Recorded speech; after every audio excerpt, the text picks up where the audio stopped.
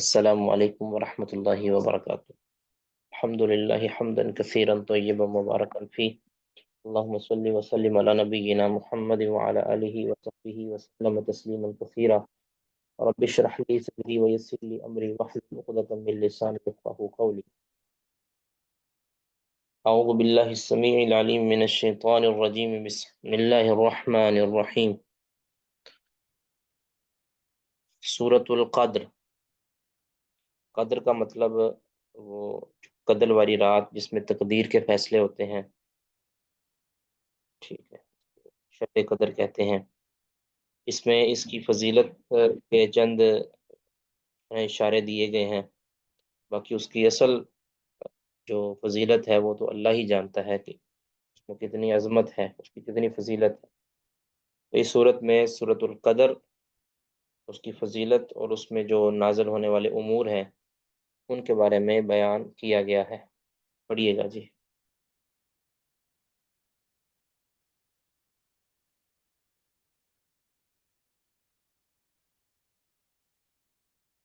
خلاصہ مسا پڑھیے گا۔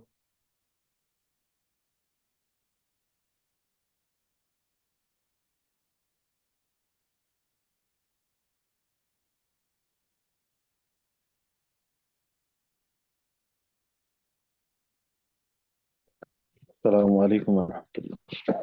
وعلیکم السلام ورحمۃ اللہ۔ اعوذ باللہ من الشیطان الرجیم، بسم اللہ الرحمن الرحیم، انا انزلناہ فی لیلۃ القدر، بے شک ہم نے اس کو اتارا ہے فی لیلۃ القدر، قدر والی رات میں، وما ادراک ما لیلۃ القدر، اس کو اتارا ہے یعنی اور آپ کو کیا خبر قرآن پاک کو اتارا ہے ہم نے قدر والی رات میں۔ ہو ضمیر کا مرجع یہاں ذکر نہیں ہے، لیکن چونکہ سب کے ذہنوں میں تھا اس لیے اس کو بغیر مرجع کے ذکر کر دیا۔ تو قرآن پاک کو اللہ رب العزت نے جملہ واحدہ کے ساتھ یعنی اکٹھا آسمان دنیا پر نازل کیا ہے، ٹھیک ہے۔ اور یہ بھی ہے کہ نبی صلی اللہ علیہ وسلم کو جو وحی کی ابتدا ہوئی ہے وہ بھی اللہ تعالیٰ نے رمضان میں، لیلہ قدر میں، شہر رمضان الذی انزل فیہ القرآن، کہ رمضان کا ماہ وہ ہے جس میں اللہ نے قرآن پاک کو نازل کیا ہے۔ اب یہ جملہ واحدہ یعنی اکٹھا اللہ نے نازل کر دیا آسمان دنیا پر، اس کے بعد پھر اللہ تعالیٰ نے جیسے چاہا وہ نازل کرتا گیا۔ واللہ اعلم۔ جی وما ادراک ما لیلۃ القدر، اور آپ کو کیا خبر کہ یہ لیلۃ القدر کیا ہے؟ آپ کو کیا خبر؟ تو پہلے عرض بھی کیا تھا، ایک قاعدہ بعض سلف نے ذکر کیا ہے کہ جہاں اللہ تعالیٰ نے ادراکا وما ادراکا کہا ہے وہاں اللہ تعالیٰ نے کچھ نہ کچھ خبر دے دی ہے بعد میں۔ جہاں اللہ نے یدری کہا ہے وہاں اللہ رب العزت نے خبر نہیں دی۔ تو یہاں چونکہ وما ادراکا کہا ہے تو اس لیے اللہ نے آگے کہ لیلۃ القدر کی خبر دے دی ہے کچھ نہ کچھ۔ جی لیلۃ القدر خیر من الف الشہر، یہ قدر کی رات بہتر ہے 1000 ماہ سے۔ 1000 مہینوں کی اندر کی جو فضیلت ہے اس میں کی جانے والی جو عبادت ہے ان سے زیادہ افضل عمل قدر والی رات میں عبادت کرنا ہے۔ یعنی ایسی 1000 راتیں، 1000 راتیں، 1000 مہینے جس میں قدر والی رات نہ ہو، ہے نا۔ قدر والی رات سے ہٹ کر اگر کوئی 1000 مہینہ ہو تو اتنی مقدار اس سے کہیں زیادہ بہتر ہے اس قدر والی رات میں عبادت کرنا۔ یاد رکھیں پہلے لیلۃ القدر کی تعیین کی گئی تھی، ٹھیک ہے۔ لیلۃ القدر کی پہلے تعین کر دیا گیا تھا، اللہ نے اس کا تعین بتا دیا تھا کہ یہ رات رمضان کے آخری عشرہ میں یہ رات قدر والی رات ہے۔ بعد میں اللہ رب العزت نے اس کو اٹھا لیا، نبی صلی اللہ علیہ وسلم کو بھلا کر پھر اس کے تعین کو اللہ نے اٹھا لیا، جو تعین کو اٹھا لیا اور پھر کہا کہ تم اس کو التمسوہا فی العشر الاواخر، آخری عشرہ جو ہے نا اس میں جو طاق راتیں اس میں اس کو تلاش کرو۔ تو یہ ہر علاقے کے اندر हर एतबार से, मुख्तलिफ एतबार से होगा। इसके लिए कोई चीज़ नज़र आना, जैसे कहते हैं ना कदर को पाना, लैलतुल कदर को पाने से मुराद क्या है कि ताक रात में इबादत करना, ये पाना उसको, इसमें कोई फरिश्ता नज़र आना ये कोई ज़रूरी नहीं है। एक बंदे ने अगर 5 ताक रातों के अंदर इबादत कर ली है, जहां भी वो रहता है, तो उसने यकीनी तौर पर कदर वाली रात को पा लिया है, यानी उसने इतनी इबादत कर ली है कि जो 1000 महीनों से कहीं ज़्यादा बेहतर हो। ठीक है, अगर उसने इखलास के साथ, ईमान के साथ, अगर किसी ने कदर वाली रात में यानी 5 ताक रातों के अंदर इबादत की है, तो उसने उसको पा लिया है। उसको पाने से मुराद कोई फरिश्ता नज़र आना या फरिश्ते से मुसाफा करना या कोई उसके आसार नज़र आना, ये ज़रूरी नहीं है। इस पे खैर बड़े किस्से भी हैं, लेकिन इख्तिसार के लिए मैं स्किप करता हूँ। तो कहने का मतलब ये है कि रात पुरसकून होती है, ये तो चीज़ें अलामतें हैं। और सुबह की सूरज की शुआएं हैं, वो ज़रा मध्यम होती हैं। ये तो चीज़ें हैं, लेकिन इस को फील करना ये ज़रूरी नहीं है कि इंसान फील करेगा तब उसको सवाब मिलेगा, वरना नहीं। ठीक है, ये कुछ अलामतें तो हमें इस चीज़ चक्कर में नहीं पड़ना चाहिए कि इस साल जी कदर वाली रात कौन सी थी कौन सी नहीं थी। बस अपनी 5 रातों के अंदर इबादत करें, तो बाकी मामला अल्लाह पर छोड़ दें, अल्लाह रब्बुल इज़्ज़त उसको कबूल कर लेंगे। जी, किसी का कुछ सवाल? तनज़्ज़लुल मलाइकतु वर्रूह फीहा, उतरते हैं फरिश्ते और रूह इसमें बिइज़्नि रब्बिहिम, अपने रब के हुक्म से, मिन कुल्ली अम्र, हर काम के लिए। जी। सलामुन, सलामती है, हिया, इस रात में, हत्ता मतलाइल फज्र, यहाँ तक कि फजर तुलू हो जाए। अच्छा, यानी इस रात में, अब जैसे मैंने फीहा युफ़रक़ु कुल्लु अमरिन हकीम, इस तरह की आयत है ना, सूरत फुरकान की है गालिबन। फीहा युफ़रक़ु कुल्लु अमरिन, हर बड़े बड़े मामले का इसमें मामला, यानी इसके अंदर फैसले कर दिए जाते हैं कदर वाली रात में। यानी इसको कदर इसीलिए कहते हैं ना कि इसके अंदर तकदीरी फैसले होते हैं। ठीक है, जो साल भर होना होता है, अल्लाह ताला मोटे मोटे वो मामला नाजिल कर देता है, और फरिश्ते उसमें उतरते हैं। रूह से मुराद यहाँ जिब्रील अमीन है, जो कि फरिश्तों की लिस्ट में पहले दाखिल थे, लेकिन उनको बतौर ख़ास दोबारा फिर ज़िक्र कर दिया है। तो ये एक उसलूब है, आप जानते ही हैं। इस तरह मन काना अदुव्वन लिल्लाहि व मलाइकतिही व जिब्रीला, इस तरह आता है ना, तो उसी से है ये। जी।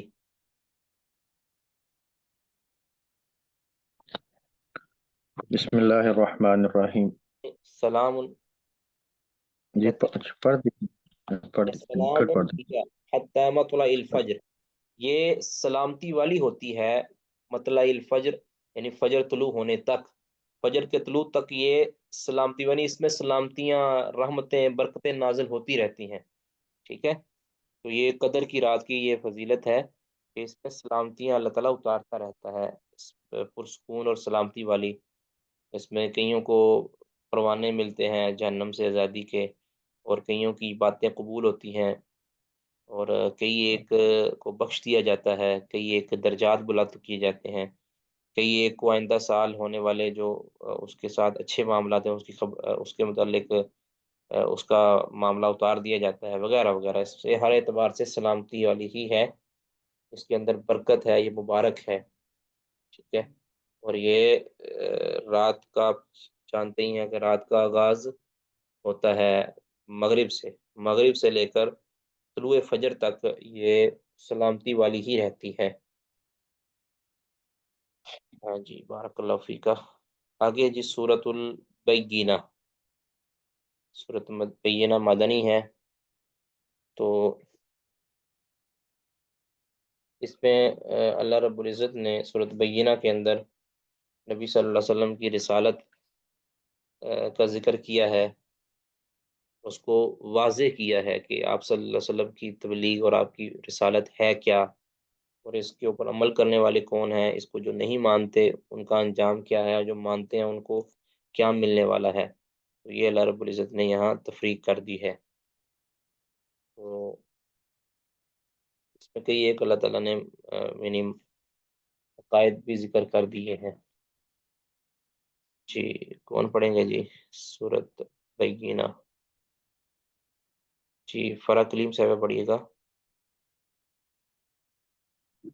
وعلیکم اعوذ السلام. باللہ من الشیطان الرجیم بسم اللہ الرحمن الرحیم لم یکن الذین کفروا نہیں تھے وہ لوگ جنہوں نے کفر کیا من اہل الکتاب اہل کتاب میں سے والمشرکین اور مشرکین میں سے منفکین باز آنے والے حتی تأتیہم البینہ یہاں تک کہ آ جائے ان کے پاس واضح دلیل. اب یہ دلیل ہے کہ اہل کتاب یعنی یہود و نصارہ بھی کافر ہیں. کچھ لوگوں کا یہ دماغ اور ذہن ہے کہ اہل کتاب کو ہم کافر نہیں کہہ سکتے. یعنی اہل کتاب جو اگر اہل کتاب ہیں اور عمل کرتے ہیں تو وہ کافر نہیں ہیں, وہ بھی بخشے جائیں گے. یہ غلط بات ہے. وہ کافر ہیں, وہ کافر ہی ہیں. باقی ان کو کچھ استثناءات حاصل ہیں. ان کو ان کی پاک دامن عورت سے شادی ہو سکتی ہے, ان کے ذبیحہ کھایا جا سکتا ہے جو انہوں نے غیر اللہ کے نام پر نہ دیا ہو. تو باقی جو دوسرے کافر ہیں وہ تو ہیں ہی ہیں. اہل کتاب بھی کافر ہی ہیں اگر وہ نبی صلی اللہ علیہ وسلم پر ایمان نہیں لاتے.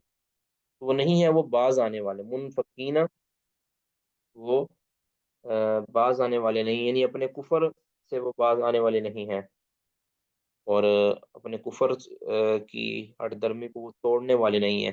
حتی تأتیہم البینہ, یہاں تک کہ ان کے پاس ایک واضح دلیل آ جائے. تو واضح دلیل اب کون سی ہے؟ رسول من اللہ, اللہ کی طرف سے ایک رسول, ایک اللہ کی طرف سے رسول آ جائے. یہاں تک کہ ان کے پاس اللہ کی طرف سے ایک رسول آ جائے, یہ بینہ ہے, یہ واضح دلیل اور جلی اور حجت قطعیہ یہ ہے اصل میں. جی رسول من اللہ ایک رسول اللہ کی طرف سے یتلو صحفا مطہرہ جو پڑھتا ہے صحیفے پاکیزہ.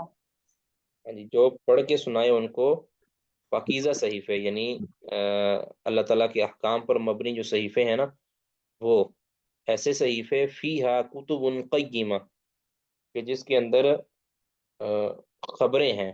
کتب, اس کے اندر لکھی ہوئی خبریں ہیں, اور قیمہ مضبوط, ٹھیک ہے, جس کے اندر مضبوط لکھی ہوئی خبریں یا کتابیں یا تحریریں ہیں. ٹھیک ہے, ایسا رسول آئے اور آ کر ان کو پڑھ کے سنائے. جی وما تفرق الذین نہیں تفرقہ کیا ان لوگوں نے اوتوا الکتاب جو دیے گئے کتاب الا من بعد ما مگر بعد اس کے جو جاءتہم البینہ آئی ان کے پاس واضح نصیحت ہاں جی, یا یعنی واضح بیان. یہ کہ اہل کتاب جو فرقوں میں بٹ گئے نا, یعنی 72 فرقے جو نبی صلی اللہ علیہ وسلم نے خبر دی ہے, انہوں نے اپنے دین کو کسی نے کسی شخصیت کے پیچھے پل چلنے کو ضروری قرار دیا, کسی نے کسی کو, یعنی باوجود اس کے کہ ان کے پاس ایک رسول, ایک بینہ, ایک دلیل, ایک ہدایت کا مینار آ چکا تھا, انہوں نے اس مینار کو فالو کرنے کے بجائے اپنے اپنے جو ہے نا وہ خدا بنا لیے, اپنے اپنے جو ہے نا انہوں نے اپنے مقام بنا لیے. تو پھر انہوں نے ان کے پاس واضح دلیل, یعنی ان کا رسول آنے کے بعد ہی انہوں نے اختلاف کیا. ٹھیک ہے, تورات اور کتنی اناجیل بن گئی ہیں, کتنی یعنی ان کے مسلک بن گئے ہیں, کتنے ان کے مشرب بن گئے ہیں. یہ سارے کیوں بنے ہیں؟ ان کے دلائل کے اندر ایک دوسرے کو کافر کہتے ہیں. یہ سارا کچھ کیوں بنا ہے؟ یہ بنا ہے کہ انہوں نے رسول اللہ صلی اللہ علیہ وسلم کا اتباع چھوڑ دیا ہے. تو جس وجہ سے شخصیت کے پیچھے چل گئے ہیں. شخصیت کے پیچھے جو چلتا ہے, یعنی رسول اللہ صلی اللہ علیہ وسلم کے علاوہ جو شخصیت اس کے پیچھے چلتا ہے, تو پھر ان کے یہ اس طرح کے فرقے بنتے ہیں. امت محمدیہ کے اندر بھی یہی وجہ بنے ہے.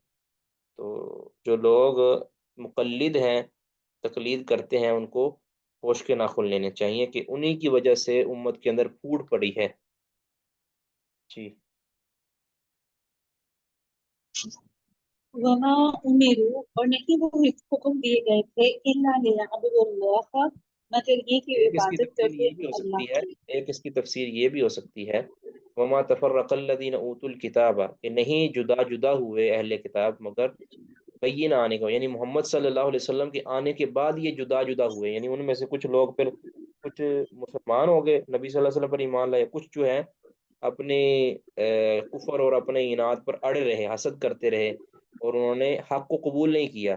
تو یہ دونوں تفسیریں ہو سکتی ہیں، یا تو اپنے اپنے علاقے کے اندر ان کا رسول آ چکا تھا، یعنی عیسیٰ علیہ الصلوۃ والسلام یا موسیٰ علیہ الصلوۃ والسلام یا جو بھی ان کا رسول تھا اہل کتاب کا، وہ آنے کے باوجود ان کے بعد بھی انہوں نے کسی اور شخصیت کو اپنا مطاع بنایا اور ان کے پیچھے چل کے انہوں نے تفرقہ شروع کر دیا۔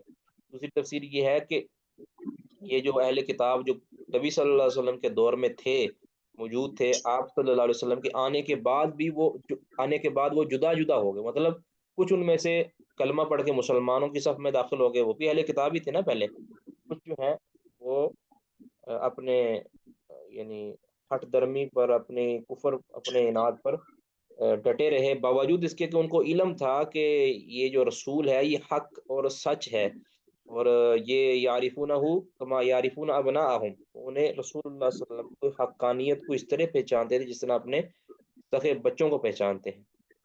جی، وما امروا، وما امیرو، اور نہیں وہ حکم دیے گئے اللہ ہم کریے کہ وہ عبادت کرتے اللہ کی، مخلصین اللہ الدین، خالص کرتے ہوئے اس کے لیے دین کو، وَيُحْنَفَاءَ، یکسو ہو کر، وَيُقِيمُ الصَّلَاةَ، اور وہ قائم کرتے ہیں نماز، وَيُؤْتُوا الزَّکَاةَ، اور ادا کرتے ہیں زکوٰۃ، وَذَلِکَ دِینُ الْقَیِّمَہ، اور یہ ہے دین درست۔ یعنی یہی دین قیمہ ہے، سیدھا دین یہی ہے۔ ان کو حکم یہ دیا گیا تھا لیکن وہ اپنے اپنے جو ہے نا انہوں نے معبود کھٹے کر لیے، ان کو تو فقط یہی بات، یعنی قرآن پاک میں جو تبلیغ دی گئی ہے، قرآن پاک میں جو حکم دیا گیا ہے ان کو، حدیث کے اندر جو حکم دیا گیا ہے وہ یہی تھا کہ اخلاص کے ساتھ دین کو خالص کرتے ہوئے اللہ تعالیٰ کے لیے اسی کی عبادت کریں، مطلب کہ اس کے ساتھ کسی کو شریک نہ ٹھہرائیں عبادت کے کسی عنصر کے اندر، اور حنفاء، یکسو ہو کر، یعنی سب کی تمام کے تمام الہوں سے کنارہ ہو کر اللہ رب العزت کے لیے یکسو ہو جانا، اس کو حنیف کی جمع ہے یہ حنفاء، اور نماز کو قائم کرنا، اور تاکہ نماز کو قائم کریں اور زکوٰۃ ادا کریں، اور یہی سیدھا دین ہے۔ یہ چند امور اللہ تعالیٰ نے جو ہے بتا دیے ہیں، اس سے یہ ثابت ہوا کہ جو نماز نہیں پڑھتا نا اس کا دین قیم نہیں ہے، وہ اپنے آپ کو دیندار نہ سمجھے۔ اور ایک شیخ سے میں نے سنا، بڑی پیاری انہوں نے بات کی کہ اس کو مسلم نہیں کہہ سکتے، جو مسلم کا جو حقیقی معنی ہے نا کہ فرما بردار، جو بندہ نمازی نہیں ہے وہ مسلم کہلوانے کا حقدار نہیں ہے، تو وہ کہے کہ انا مسلم، یہ مسلم تو کہا ہے کہ تو نماز ہی نہیں پڑھتا۔ اللہ رب العزت کا فرما بردار وہ ہے، چلے فرما برداری کے اندر کمی کوتاہی ہو جاتی ہے، اونچ نیچ ہو جاتی ہے، لیکن اس کے اوپر تو اطلاق ہوتا ہی نہیں ہے اللہ رب العزت کی فرما بردار ہونے کا، کہ جو نماز ہی سرے سے نہیں پڑھتا۔ جی آگے جی۔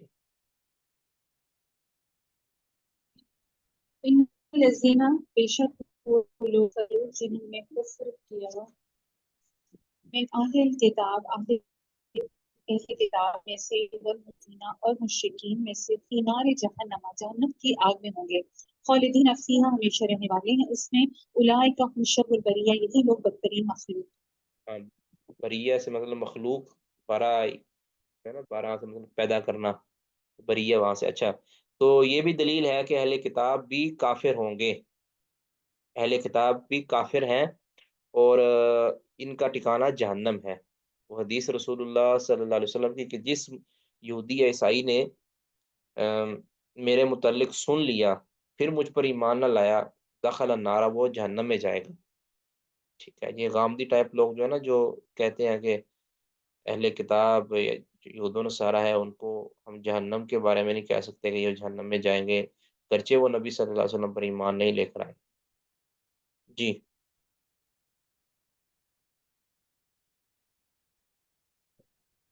ان الذین آمنوا، بے شک وہ لوگ جو ایمان لائے، وعملوا الصالحات، اور نیک عمل کیے، اولئک هم خیر البریہ، یہی لوگ بہترین مخلوق ہیں۔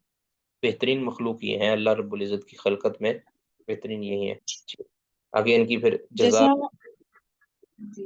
جزاؤہم عند ربہم، ان کی جزا ان کے رب کے پاس ہے، جنات عدن، باغات ہمیشگی کے، تجری من تحتها الانہار، بہتی ہیں ان کے نیچے سے نہریں، خالدین فیہا ابدا، ہمیشہ رہنے والے ہیں اس میں ہمیشہ ہمیشہ، رضی اللہ عنہم ورضوا عنہ، راضی ہو گیا اللہ سے اور وہ راضی ہو گئے اس سے۔ ذالک لمن خشی ربہ، یہ واسطے اس کے ہے جو ڈرتا ہو اپنے رب سے۔ یہ اپنے رب سے ڈرنے والا اور اس کے ممنوع امور سے مجتنب رہنے والا، اللہ کے احکام کو فالو کرنے والا، اس کے لیے یہ ورضو عنہ سے مطلب ہے کہ وہ ان سے راضی ہو گئے۔ کیوں ان سے راضی؟ اس لیے ہو گئے کہ اللہ رب العزت نے جو ان کے ساتھ اجر کا وعدہ کیا تھا انہوں نے اس اجر کو حاصل کر لیا ہے، اس وجہ سے وہ راضی ہو گئے اللہ رب العزت کی رحمت کو حاصل کر کے۔ تو جیسے پہلے بھی عرض کیا تھا کہ اس طرح کی آیات کے اول مخاطب صحابہ کرام ہیں، اور یقینی ہے کیونکہ اس ٹائم اگر یہ نہ ہو تو اس ٹائم تو ہے ہی نہیں، پھر اس کا مطلب اس کا مخاطب کوئی بھی نہیں ہے۔ تو بعد والے والذین اتبعہم بإحسان، بعد میں جو احسان کے ساتھ ان کا پیچھے چلنے والے، ان کے لیے بھی اللہ نے رضوان کا وعدہ کیا ہے، وہ اللہ تعالی ہمیں بھی ان میں شامل کر دے۔ جی قبول ہو گیا۔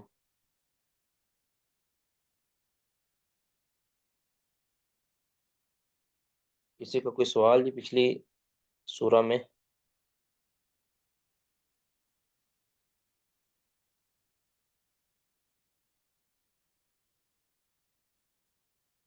جی ہماری بات چل رہی تھی پیچھے، جو ہم پڑھ رہے تھے کہ قاری جو قرات کر رہا ہے، اس کا جو قرات ہے، اس کا جو عمل ہے وہ مخلوق ہے، اور جو اس میں قرات کی جا رہی ہے وہ اللہ کی صفت یعنی کلام اللہ ہے۔ ٹھیک ہے، گویا قراءتی بالقرآن یہ کیا ہے؟ مخلوق ہے، اور مقروء جو اس میں تلاوت کی گئی ہے جس چیز کی، وہ کیا ہے؟ وہ اللہ کی صفت یعنی قرآن ہے۔ تو اگر کوئی یعنی لفظی بالقرآن کہتا ہے اور مراد کیا لیتا ہے؟ ملفوظ مراد لیتا ہے، تو پھر اور اس کو مخلوق کہتا ہے تو وہ کافر ہے، وہ مسلمان نہیں ہے۔ اور جو لفظی بالقرآن سے مراد قراءتی یا اپنا عمل مراد لیتا ہے، تو پھر وہ اگر مخلوق کہتا ہے تو پھر وہ کافر نہیں ہے، کیونکہ وہ بالکل صحیح بات کر رہا ہے۔ ٹھیک ہے، امام بخاری رحمہ اللہ یہی مختلف انداز سے دلائل دے رہے ہیں کہ جو مخلوق کا یعنی انسان کا جو عمل ہے، انسان کا جو قرات کا عمل ہے، قرآن پڑھنے کا عمل ہے، وہ مخلوق ہے، وہ اس کا اپنا عمل ہے، اس کو ہم صفت اللہ رب العزت کی صفت نہیں کہیں گے۔ ٹھیک ہے، تو یہ جہمیہ وغیرہ کی اس شبے کی نفی ہے کہ جو وہ عام عوام پر شبہ ڈال کرنا، جو لفظی بالقرآن کہہ کر جو ہے نا وہ شبہ ڈال دے، دیکھو جی اگر کسی کی طرف سے ان کی مراد پوری ہو جائے تو پھر وہ بغلے میں جاتے تھے۔ امام بخاری رحمہ اللہ نے پھر اس مسئلے کو بالکل واضح کیا، کیونکہ اس دور میں یہ فتنہ بہت زیادہ طول پکڑ چکا تھا۔ باب قول نبی صلی اللہ علیہ وسلم، آگے اب یہی اسی سلسلے کی ایک کڑی ہے کہ آگے امام بخاری رحمہ اللہ نے مزید کچھ دلائل دیے ہیں کہ دیکھو یہاں بھی ثابت ہو رہا ہے کہ مخلوق کا عمل بھی مخلوق ہوتا ہے۔ باب قول نبی صلی اللہ علیہ وسلم، نبی صلی اللہ علیہ وسلم کے اس فرمان کا بیان کہ راجل آتاہ اللہ القرآن، ایک وہ شخص جس کو اللہ نے قرآن عطا کیا ہو، فہو یقوم بہ آناء اللیل و آناء النہار، وہ اس قرآن کے ساتھ قیام کرتا ہو۔ مثلا قرآن کے ساتھ قیام کرنے کا مطلب ہے قرآن پڑھتا ہو تہجد کے اندر، آناء اللیل و آناء النہار، دن کی گھڑیوں میں بھی رات کی گھڑیوں میں بھی، تو وہ شخص قابل رشک ہے۔ ورجل، اور وہ دوسرا شخص یقول، جو کہتا ہے، ورجل، اور وہ شخص دوسرا سننے والا یا دیکھنے والا کہتا ہے، یعنی جو رشک کر رہا ہے، لو اوتی تو مثل ما اوتی هذا فعلت کما یفعل، کہ اگر مجھے دیا گیا مثل ما اوتیا، اگر میں دیا گیا، اوتی تو میں دیا گیا، مثل ما اوتیا اسی کی طرح جو اسے دیا گیا، تو اوتی هذا فعلت میں بھی کروں گا، کما یفعل جس طرح یہ کر رہا ہے، یعنی جس طرح اگر مجھے بھی اللہ رب العزت نے قرآن پاک کا حفظ دیا ہوتا، قرآن پاک عطا کیا ہوتا، اور مجھے قرآن کی پڑھنے کی توفیق دی ہوتی، یعنی قرآن پڑھنے کی استعداد دی ہوتی، تو میں بھی اسی طرح دن رات جو ہے نا وہ قیام کرتا۔ ٹھیک ہے، یہ قابل رشک عمل ہے۔ تو فبینہ ان قیامہ بالکتاب ہوا فعلہ، تو بیان کیا ہے نبی صلی اللہ علیہ وسلم نے کہ ان قیامہ بالکتابی، کہ اس شخص کا یعنی جو محسود، یعنی جو محسود جس کے اوپر رشک کیا جا رہا ہے، اس کا قرآن کے ساتھ قیام کرنا ہوا فعل ہو، یہ اس کا فعل ہے، ٹھیک ہے، کہ اس کے اوپر لفظ کیا بولا ہے، فعلتو کما یفعلو، اس کا یہ فعل ہے، اس لیے اس کے اوپر تو جو مخلوق کا فعل ہوتا ہے وہ مخلوق ہوتا ہے۔ وقال، اور اللہ رب العزت کا یہ فرمان ہے کہ ومن آیاتی ہی خلق السماوات والارض، اللہ کی نشانیوں میں سے ہے زمین و آسمان کی پیدائش، واختلاف السنتکم و الوانکم، اور یہ بھی اللہ کی نشانیوں میں سے ہے کہ تمہاری زبانیں اور تمہارے رنگ یہ مختلف ہیں۔ اب یہ بھی دلیل ہے زبانوں کا مختلف ہونا، یعنی اللہ رب العزت نے انسان کے اقوال، انسان کے بولنے کے اختلاف کو اپنی نشانی قرار دیا ہے۔ اب اس کی نسبت بولنے کی انسان کی زبان ہے، تو انسان کی جو زبان سے جو کچھ بھی ہوگا وہ اس کا فعل ہوگا۔ اگر انسان اپنی زبان سے قرآن پاک نکالتا ہے، قرآن پاک ادا کرتا ہے، تو وہ اس کا فعل ہوگا، قرآن پاک کا کی ادائیگی اس کا فعل ہوگا، اور وہ مخلوق ہے، ٹھیک ہے، یہ ہے یعنی یہ جو یعنی اس میں جو اللہ رب العزت نے ذکر کیا نا، زبان اور رنگ کا مختلف ہونا، جو رنگ کا مختلف ہونا ہے یہ تو اللہ کا فعل ہے، یعنی اس پر کسی کا کوئی بس نہیں ہے، یعنی جو اوریجنل رنگ ہے، فطرتی رنگ ہے، وہ تو اللہ رب العزت کا کام ہے، انسان اس میں کوئی تصرف نہیں کر سکتا۔ لیکن جو زبان ہے، زبان کا مختلف ہونا ہے، یہ انسان کا اپنا فعل ہے، انسان کو، تو انسان زبان سیکھ بھی سکتا ہے، انسان اگر جس علاقے کے اندر، جس معاشرے کے اندر وہ تربیت پاتا ہے، اسی معاشرے کی زبان حاصل کر لیتا ہے، پھر انسان اپنی زبان کو بہتر سے بہتر بھی بنا سکتا ہے۔ پھر اس کے اندر مثال کے طور پر اگر کوئی یعنی پنجابی گھرانے میں پیدا ہوا ہے تو وہ پنجابی اسپیکر ہوگا، اور اگر وہ خود سیکھ بھی سکتا ہے، وہ اردو سیکھ سکتا ہے، انگلش سیکھ سکتا ہے، عربک سیکھ سکتا ہے، جس طرح ہماری زبانی مادری عربک تو نہیں ہے، لیکن ہم نے عربک سیکھی ہے، کئی لوگوں نے عربک سیکھی ہے، تو یہ ہے زبانوں کا مختلف ہونا۔ تو یہ انسان کا اپنا کسب بھی ہو سکتا ہے، خود انسان بھی سیکھ سکتا ہے۔ باقی یہ ہے کہ خدا داد صلاحیتیں بھی ہوتی ہیں، لیکن انسان سیکھتا خود ہے نا، ماں بچے کو سکھاتی ہے، بابا کہنا، مما کہنا، بھائی کہنا، بہن کہنا، یہ ماں اپنے بچوں کو سکھاتی ہے، تو جو چیز سکھائی جاتی ہے اور بچہ سیکھتا ہے تو وہ بچے کا فعل ہے، ٹھیک ہے۔ اب اسی طرح زبان کا مختلف ہونے کی مختلف صورتیں ہو سکتی ہیں، ایک تو ہے زبان، لینگویج، وہ مختلف انسان کی ہوتی ہے، عربی، پنجابی، اردو، فارسی، مختلف۔ ایک آواز بھی ہے، کسی کی آواز بھاری ہے، کسی کی باریک ہے، کسی کی موٹی ہے، کسی کی سریلی ہے، کسی کی بھدی ہے، تو یہ آواز بھی مختلف ہوتی ہے۔ اس طرح فصاحت و بلاغت بھی، کوئی اپنی زبان کے اندر بہت فصیح ہوتا ہے اور اس کو بڑا ملکہ ہوتا ہے بات کرنے کا، ٹھیک ہے۔ اس طرح بولنے کے اندر دشواری یا بولنے کے اندر سہولت، یہ بھی ایک فرق ہوتا ہے۔ کچھ لوگ ہیں جو کچھ بعض الفاظ ادا نہیں صحیح کر پاتے، کچھ لوگ ہیں کہ جو جن کی آواز میں صفائی نہیں ہے، ٹھیک ہے، یہ ساری چیزیں واختلاف السنتکم کے اندر آتی ہیں، ٹھیک ہے۔ تو یہ جب زبانیں مختلف ہیں تو زبانوں سے ادا کیے جانے والے جو عمل ہیں وہ انسان کے اپنے ہیں، ٹھیک ہے۔ اللہ تعالیٰ کا اگر قرآن ادا کرتا ہے تو وہ اس کا فعل ہے، ٹھیک ہے۔ وقال جل ذکرہ، اور دوسری اللہ تعالیٰ کا یہ فرمان، وفعلوا الخیر لعلکم تفلحون،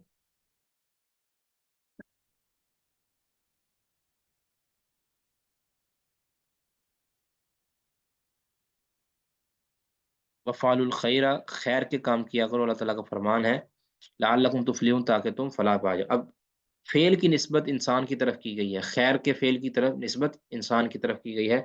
اب قرآن پڑھنا بھی خیر ہے، اس کی نسبت بھی انسان کی طرف ہوگی، یہ تو انڈرسٹوڈ ہے۔ انسان قرآن پڑھتا ہے تو یہ بھی فعل ایک خیر ہے، اور اس کی نسبت انسان کی طرف ہے، اللہ تعالیٰ نے جو حکم دیا ہے۔ تو معلوم ہوا کہ اگر لفظی بالقرآن سے مراد قراءت لیا جائے تو پھر یہ مخلوق ہے، اس کو کہنے میں کوئی حرج نہیں۔ مسئلہ واضح ہو گیا جی؟ اس میں کسی کو کوئی جی آگے حدیث کون پڑھنا چاہیں گے؟ جی پہلی حدیث۔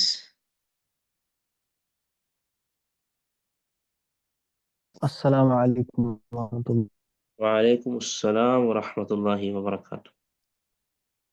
جی پڑھیے گا جی۔ اعوذ باللہ السمیع العلیم من الشیطان الرجیم، بسم اللہ الرحمن الرحیم۔ جی شیخ محترم آواز آ رہی ہے؟ جی بالکل ماشاءاللہ بہترین آ رہی۔ قال الامام حدثنا قتيبة قال حدثنا جرير عن الأعمش عن أبي صالح عن أبي هريرة قال رسول الله صلى الله عليه وسلم لا تحاسد لا لا لا تحاس لا تحاسد سے تحاسد، لا تحاسد۔ جی لا تحاسد التین، نہیں رشک کیا جائے گا مگر دو چیزوں کے بارے میں۔ رجل آتاہ اللہ القرآن فهو يتلوه آناء اللیل وآناء النہار، ایک وہ شخص کہ جس کو اللہ تعالیٰ نے قرآن دیا، یعنی قرآن کا علم دیا، پھر وہ اس کی تلاوت کرتا ہے دن اور رات۔ فهو یقول، پھر وہ کہتا ہے لو اوتیت مثل ما اوتی هذا، اگر مجھے بھی دیا جاتا جیسا کہ اس شخص کو دیا گیا، لفعلت كما يفعل، میں بھی وہی ضرور کرتا جو وہ یعنی جو وہ عمل کر رہا ہے، یعنی اس کی تلاوت۔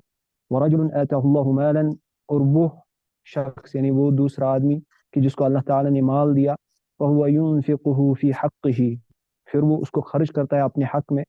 فی حقہ، فیقول، پھر فی حقہ، فی وہ حقہ مال کے حق میں، یعنی مال کے حق سے مطلب حق کے کاموں میں خرچ کرتا ہے، مال کا جو جہاں پہ خرچ کرنے کا حق ہے نا وہاں خرچ کرتا ہے۔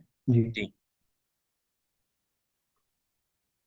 جی فیقول، پھر وہ یعنی رشک کرنے والا کہے گا لو اوتیت مثل ما اوتی، اگر مجھے بھی اتنا مال دیا جاتا جتنا اس کو دیا گیا، عملت فیہ مثل ما یعمل، میں بھی وہی کرتا جو وہ کر رہا ہے۔ اب یہاں لا تحاسد نہیں ہے باہم حسد کرنا، حشرشک کرنا، الا فی اثنین، مگر دو طرح کے بندوں میں۔ اچھا، حسد دو طرح کا ہوتا ہے، یاد رکھ، حسد ایک ہوتا ہے جو غیبتہ والا حسد ہوتا ہے، غیبتہ، غیبتہ کہتے ہیں رشک کو، یعنی حسد بمعنی رشک۔ تو دوسرا ہوتا ہے جو عدوان، حسد و عدوان، یعنی دشمنی والا، جس کے اندر انسان کسی کے ساتھ برا سوچتا ہے۔ تو غیبتہ والا جو حسد ہے وہ یہ ہے کہ انسان کسی نعمت کو دیکھتا ہے کسی کے اوپر جو کی گئی ہے، کہتا ہے کہ اللہ تعالیٰ مجھے بھی اسی طرح کی نعمت عطا کر دے۔ یہ تو اگر اچھے کام کی وہ تمنا کر رہا ہے تو یہ تو محمود ہے، یعنی اچھی ہے، یہ قابل ستائش ہے اس طرح کی تمنا کرنا، کہ وہ ایک خیر کو اپنے اندر لانا چاہ رہا ہے، اللہ سے دعا کر رہا ہے، ٹھیک ہے۔ تو دوسرا ہے جو یہ عدوان ہے، جو سرکشی والا یا دشمنی والا جو حسد ہے، تو یہ کیا ہے کہ کسی کی نعمت کو زائل ہونے کی تمنا کرنا، کسی کی نعمت کے زائل ہونے کی تمنا کرنا، ٹھیک ہے۔ یا تو یہ کہہ دینا کہ اللہ اس کو بھی نہ دے، یا یہ کہہ دینا کہ اللہ مجھے دے دے، اس سے اس کو ختم کر دے اور پھر مجھے دے دے یا کسی اور کو دے دے، ٹھیک ہے۔ یا یہ کہنا کہ یہ نعمت اس سے چھین جائے، یہ جو ہے نا یہ ہے حسد عدوان، یہ یہ مکروہ ہے ہر اعتبار سے، بسا اوقات حرام ہو جاتا ہے، ٹھیک ہے۔ تو بہرکیف حسد جو رشک ہے، رشک والا جو غبطہ والا حسد ہے، وہ صرف دو طرح کے بندوں کے اندر جو شرعی ہے نا وہ ہے، خیر کے، ویسے تو ہر خیر کے اندر ہے لیکن جو شرعی ہے وہ یہ دو طرح کے بندے ہیں، کہ جس کے پاس علم ہے اور جس کے پاس مال ہے، علم اور مال، اس کے اندر رشک جو ہے نا یہ۔ باقی اگر کوئی شخص اپن کسی کا خوبصورت کلر دیکھتا ہے، خوبصورت چہرہ دیکھتا ہے، اس کے بارے میں بھی حسد کر سکتا ہے، رشک کر سکتا ہے، حرج نہیں ہے، لیکن وہ آپ کہہ سکتے ہیں کہ وہ جائز کی حد تک ہے، اس میں کوئی، کیونکہ اس کے اندر انسان کو کوئی بہت بڑا فائدہ ملنے والا نہیں ہے، وہ وقتی فائدہ ہے ان چیزوں کے اندر، یعنی اگر انسان کو اللہ نے مال دیا ہے تو اس کا تعلق آخرت کے ساتھ ہے، مال دیا ہے اور وہ اس کو خرچ کرتا ہے تو اس کا تعلق آخرت کے ساتھ ہے۔ اس طرح اگر کسی کو اللہ نے علم دیا اور اس کو وہ لوگوں کی فلاح صلاح کے اندر لگاتا ہے، یا قرآن دیا ہے اللہ نے اور وہ اس کی تلاوت کر کے نیکیاں حاصل کرتا ہے، تو یہ اس کے لیے مفید ہے قیامت کے اعتبار سے۔ باقی جو دنیا کی امور ہے ان کے اندر بھی رشک کیا جا سکتا ہے، لیکن وہ مستحب اور محمود نہیں ہے، صرف جائز ہے۔ جی آگے جی پھر اسی طرح کی روایت ہے، آگے کون پڑھے گا جی؟ ایک پڑھتے جائیں جلدی جلدی سے۔ قال الإمام البخاري حدثنا علي بن عبد الله قال حدثنا سفيان قال الزهري عن سالم عن أبيه عن النبي صلى الله عليه وسلم قال لا حسد إلا في اثنتين، رجل آتاه الله القرآن فهو يتلوه آناء الليل وآناء النهار، ورجل آتاه الله مالا فهو ينفقه آناء الليل وآناء النهار. سمعت سفيان مرارا لم أسمعه يذكر الخبر وهو من صحيح حديثه. اس میں انہوں نے زہری اور سالم میں جو ہے وہاں پر لفظ خبر کا استعمال نہیں کیا شیخ صاحب، یہاں ہاں پر جی ہے؟ یہ کہہ رہے ہیں سمیت سفیان مرارن، علی بن مدینی کہتے ہیں کہ میں نے سفیان سے یہ کئی مرتبہ یہ حدیث سنی ہے، لم اسمعہ یذکر الخبر، میں نے نہیں سنا ان کو کہ وہ کبھی بھی انہوں نے اخبارنا یا کبھی بھی انہوں نے کوئی سما کی صراحت کا لفظ بولا ہو۔ یذکر الخبر کا مطلب کہ سفیان سوری چونکہ مدلس ہے نا، کہتے ہیں میں نے نہیں دیکھا کہ انہوں نے کہیں بھی کبھی بھی انہوں نے سما کی صراحت، لیکن کہتے ہیں وہو من صحیح حدیث ہی، یہ ان کی حدیثوں میں سے صحیح حدیث ہے، یعنی مطلب کہ انہوں نے اس میں تدلیس نہیں کی، یہ گارنٹی دے رہے ہیں علی بن مدینی۔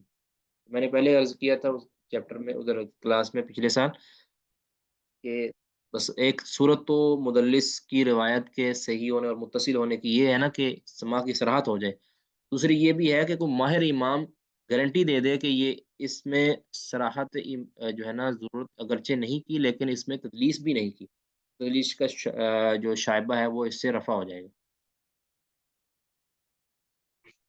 باب قول اللہ تعالیٰ، اللہ تعالیٰ کا یہ فرمان کہ یا ایھا الرسول بلغ ما انزل الیک من ربک وان لم تفعل فما بلغت رسالتہ، اے رسول، اس سے مراد محمد صلی اللہ علیہ وسلم ہے، بلغ، آپ پہنچا دیجئے، ما انزل الیک، وہ وہی جو آپ کی طرف کی گئی ہے، من ربک، آپ کے رب کی طرف سے، وان لم تفعل، اگر آپ نے ایسا نہیں کیا، فما بلغت رسالتہ، آپ نے رسالت کو نہیں پہنچایا، پیغام کو نہیں پہنچایا۔ اب دیکھیں تفعل، ٹھیک ہے، تفعل یعنی قرآن کو پڑھ کے لوگوں تک پہنچانا، یہ اس کو نبی صلی اللہ علیہ وسلم کی طرف نسبت کیا گیا ہے، یعنی یہ آپ کا فعل ہے، آپ تبلیغ کرتے ہیں، قرآن پڑھ کر لوگوں کو بتاتے ہیں، تو یہ پڑھنا آپ کا، یہ آپ کا اپنا فعل ہے۔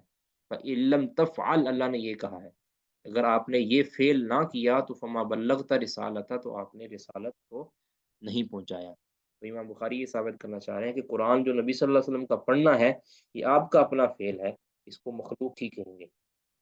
آگے زہری کہتے ہیں من اللہ الرسالہ، اللہ کی طرف سے پیغام پہنچانا ہے، ٹھیک ہے، من اللہ الرسالہ، اللہ کی طرف سے پیغام ہے، وعلی رسول اللہ صلی اللہ علیہ وسلم البلاغ، اور رسول اللہ صلی اللہ علیہ وسلم کے ذمے پہنچانا ہے، یعنی اس کو پیغام کو ڈلیور کرنا ہے، آگے پہنچا دینا ہے لوگوں تک، امت تک۔ تو وعلینا التسلیم، اور ہمارے اوپر ذمہ کیا ہے، اس کو تسلیم کرنا، اس کی تصدیق کرنا، اس کو اس کے سامنے سر تسلیم خم کرنا۔ اب دیکھیں یہ جو ہے نا علی الرسول البلاغ، تو رسول اللہ صلی اللہ علیہ وسلم کا جو ذمہ ہے وہ کیا ہے کہ اس کو پہنچانا۔ اب یہ رسول اللہ صلی اللہ علیہ وسلم کا فعل ہے، اللہ نے تو پیغام دے دیا نا، اللہ کی طرف سے پیغام ہے، اور رسول کے ذمے پہنچانا ہے، اور علی نے تسلیم، اور ہمارے ذمے اس کی تسلیم اور تصدیق کرنا ہے، ٹھیک ہے۔ اس طرح یہ فعل ہے رسول اللہ صلی اللہ علیہ وسلم کا، اس کی طرف نسبت۔ وقال اللہ تعالیٰ، اللہ تعالیٰ کا فرمان ہے لِيَعْلَمَ أَنْ قَدْ أَبْلَغُوا رِسَالَاتِ رَبِّهِمْ، تو تاکہ اللہ ظاہر کر دے، اللہ کہ ان قد ابلغوا، کہ بے شک ان رسولوں نے پہنچا دیا ہے، رسالات ربہم، اپنے رب کی پیغامات کو۔ اب ابلغوا، انہوں نے جو تلاوت کر کے سنایا ہے امتوں کو، انبیاء نے، وہ ان کا فعل ہے، اب یہ بتایا گیا ہے۔ وقال تعالی، اللہ تعالیٰ کا فرمان ہے ابلغکم رسالات ربی، کہ کسی نبی نے یہ کہا نا کہ ابلغکم رسالات ربی، میں اپنے رب کے پیغامات میں تبلیغ کرتا ہوں، تو اس نبی کا پہنچانا اللہ کے پیغامات کی، یعنی وحی کی، جو وحی، ویسے تو وحی جو اللہ تعالیٰ کی وحی ہے وہ کلام اللہ ہے، لیکن اس کلام کو پڑھ کے سنانا یہ نبی کا فعل ہے، وہ ابلغکم رسالات ربی۔ وقال کعب بن مالک، کعب بن مالک کہتے ہیں حین تخلف عن النبی صلی اللہ علیہ وسلم، جب وہ پیچھے رہ گئے تھے نبی صلی اللہ علیہ وسلم، یعنی غزوہ تبوک کے اندر جو پیچھے رہ گئے تھے کعب بن مالک، 3 صحابہ جو مخلص پیچھے رہ گئے تھے جن کے ساتھ نبی صلی اللہ علیہ وسلم نے سوشل بائیکاٹ کا حکم دیا تھا، تو اس میں وہ کہتے ہیں فَسَيَرَ اللَّهُ عَمَلَكُمْ وَرَسُولُهُ وَالْمُؤْمِنُونَ، ان قریب دیکھ لے گا اللہ تعالیٰ تمہارے عملوں کو، اس کا رسول بھی جان لے گا، والمؤمنون، اور مومن بھی جان لیں گے، ٹھیک ہے، یعنی ان قریب، یعنی تم نے جو کیا ہے ان قریب اس کو اللہ تو جانتا ہی ہے، دیکھ رہا ہی ہے، اب رسول اللہ صلی اللہ علیہ وسلم کی خبر ہو جائے گی، اور پھر اس کے ذریعے مومنوں کو بھی پتہ چل جائے گا کہ تم نے یہ جو پیچھے رہے ہو، تم کیوں رہے ہو پیچھے، تو یہ عملکم، تمہارا عمل، یعنی تمہارے عمل پر تمہارا عمل، تمہارے عمل کو تمہارا عمل کہا جائے گا، تو یہ ایک لازمی سا معنی امام بخاری رحمہ اللہ ثابت کر رہے ہیں کہ جو قرآن پڑھنا ہے یہ بھی عمل ہے، تو اس کو بھی بندوں کی طرف منسوب کیا جائے گا، ٹھیک ہے، اس کو بھی بندوں کی طرف ہی منسوب کیا جائے گا کہ جو کسی کا عمل ہے وہ اسی کا عمل ہے، تو قرآن پڑھنا بھی ایک انسان کا عمل ہے، وہ بھی اسی کا عمل ہے۔ آگے جی سیدہ عائشہ رضی اللہ تعالیٰ عنہ اس آیت کے بارے میں فرماتی ہیں، قالت عائشہ، عائشہ فرماتی ہیں یہ اثر ثابت ہے کسی جگہ پہ، میرا خیال ہے کہ یہ اثر ہے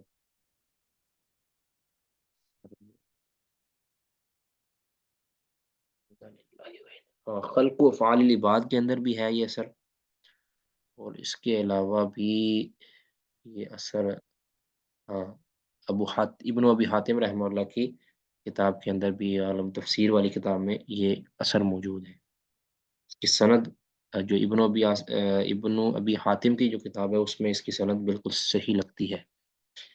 وقالت عائشہ، عائشہ کہتی ہیں کہ اذا اعجبک حسن عمل امرئ، جب آپ کو اچھا لگے کسی انسان کا اچھا عمل، آپ کو بھائے، پسند آئے، آپ کو کسی انسان کا اچھا عمل آپ کو پسند آئے، تو فقل، تو کہا کرو کہ اعملوا، عمل کرتے رہو، فسیر اللہ عملکم رسولہ والمؤمنون، یہ آیت پڑھ دیتے تھے آگے، کرو، یعنی حالانکہ وہاں جو ہے نا، وہاں یہ تحدید اور آپ کہہ لیں کہ تنذیر کے لیے سیدہ عائشہ کا قول ہے کہ جو کوئی عمل کرتا ہے نا اور دکھاوے کے لیے عمل کرتا ہے، تو ان کو یہ کہو کہ اللہ تعالیٰ تمہارے عمل کو ظاہر کر دے گا، قیامت کے دن کر دے گا، دنیا میں کر دے گا، یعنی یہ تو تم جو صحیح عمل کر رہے ہو، تمہیں اچھا لگ رہا ہے عمل، اس کو دیکھ کر تم یہ پڑھو، ولا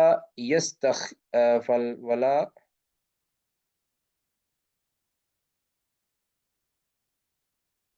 کیا لفظ ہے یہ،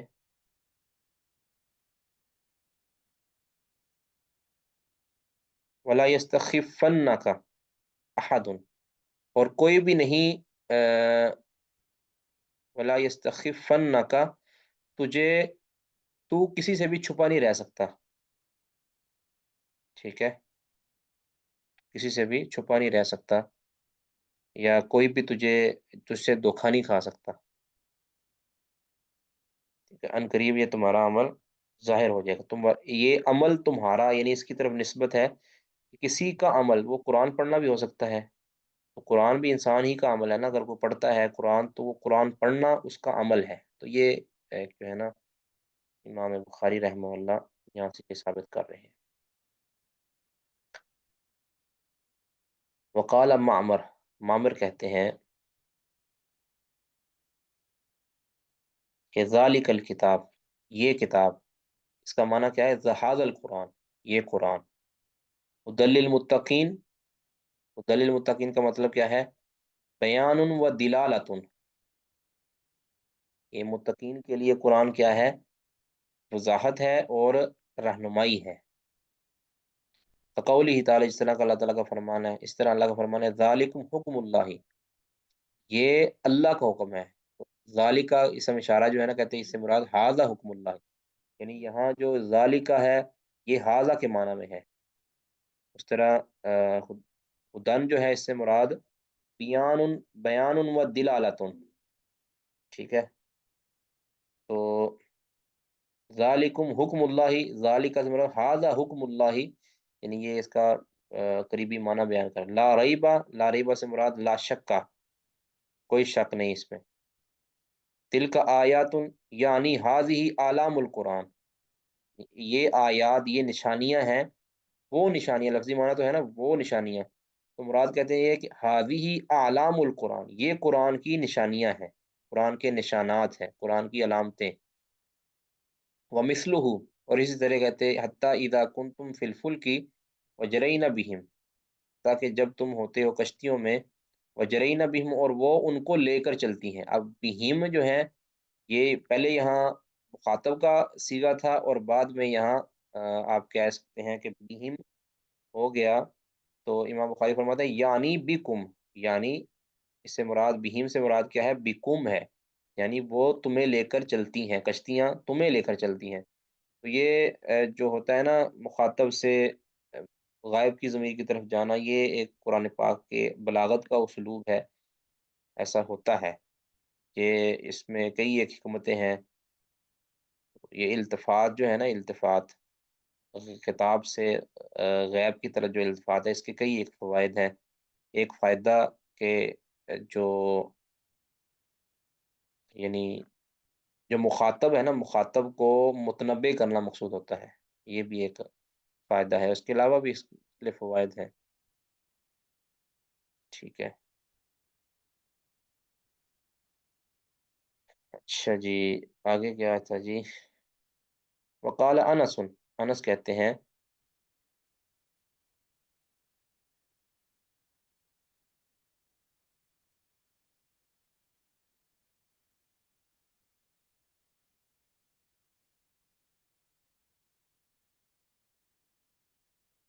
وقال انس، انس کہتے ہیں بعث النبی صلی اللہ علیہ وسلم خالہ حراما الی قومہ، کہ نبی صلی اللہ علیہ وسلم نے اپنے ماموں حرام کو اپنی قوم کی طرف بھیجا.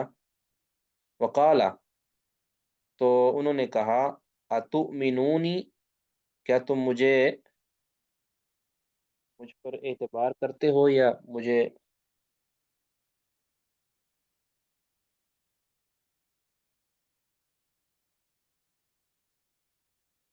یعنی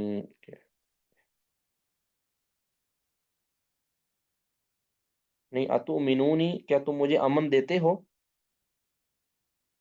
ٹھیک ہے. ابلغوا رسالت رسول اللہ صلی اللہ علیہ وسلم، کہ میں تمہیں رسول اللہ صلی اللہ علیہ وسلم کا، اللہ کے رسول کا پیغام پہنچا دوں. فجعل یحدثهم، تو وہ انہیں ان سے باتیں کرنے لگے. فجعل یحدثهم، تو وہ ان سے دین کی باتیں کرنے لگے. اب ان ساری چیزوں کو بیان کرنے کا امام بخاری رحمہ اللہ کا مقصد کیا ہے؟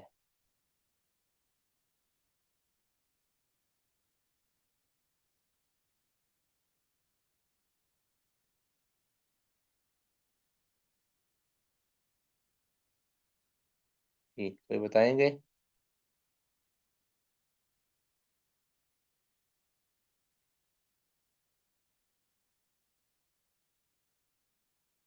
یہاں سے لے کر وقال مامر سے لے کر، یہ مقصد کیا ہے جی امام بخاری رحمہ اللہ یہاں پہ کیا بتانا چاہ رہے ہیں؟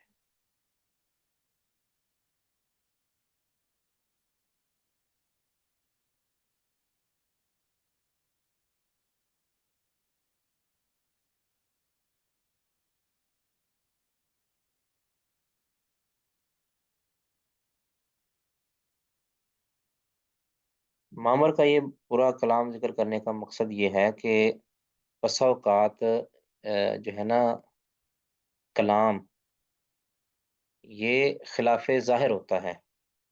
ٹھیک ہے، ظاہر کے خلاف ہوتا ہے. کبھی یعنی دکھنے میں کچھ ہوتا ہے لیکن حقیقت میں یعنی اس کا ظاہر مراد نہیں ہوتا. جیسے مثال کے طور پہ ذالک الکتاب ہے، اب ذالک الگ ہے، وہ کتاب. تو ویسے تو اس کی یعنی اس کا معنی اس میں بلاغت کا ایک قائد نقطہ پایا جاتا ہے، لیکن کہتے ہیں کہ اس سے مراد حاضر القرآن ہے. اس سے مراد کیا ہے؟ ذالک الکتاب، یہ کتاب. اس سے مراد کیا ہے؟ حاضل قرآن ہے، یعنی اور ہدل للمتقین سے مراد، ہدایت سے مراد کیا ہے؟ بیان و دلالہ، ٹھیک ہے۔ ذالکم، ذالکم ہے تو مراد کیا ہے؟ ہاذا حکم اللہ، ٹھیک ہے۔ لا ریبا سے مراد لا شکا، تلک آیات یعنی ہادی علام القرآن۔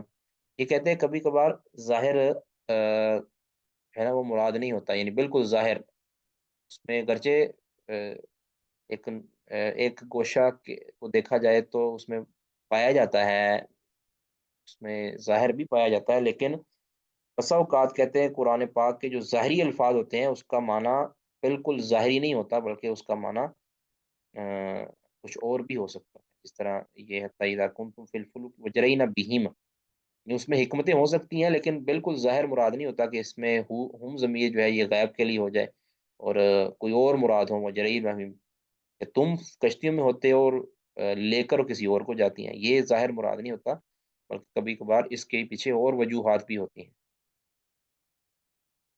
تو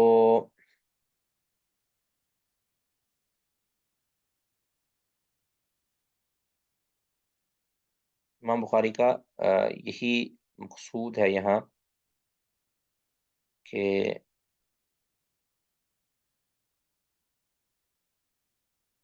اچھا یہ جو ہے نا وقال انس، یہاں تک تو کال ختم ہو گیا نا ان کا۔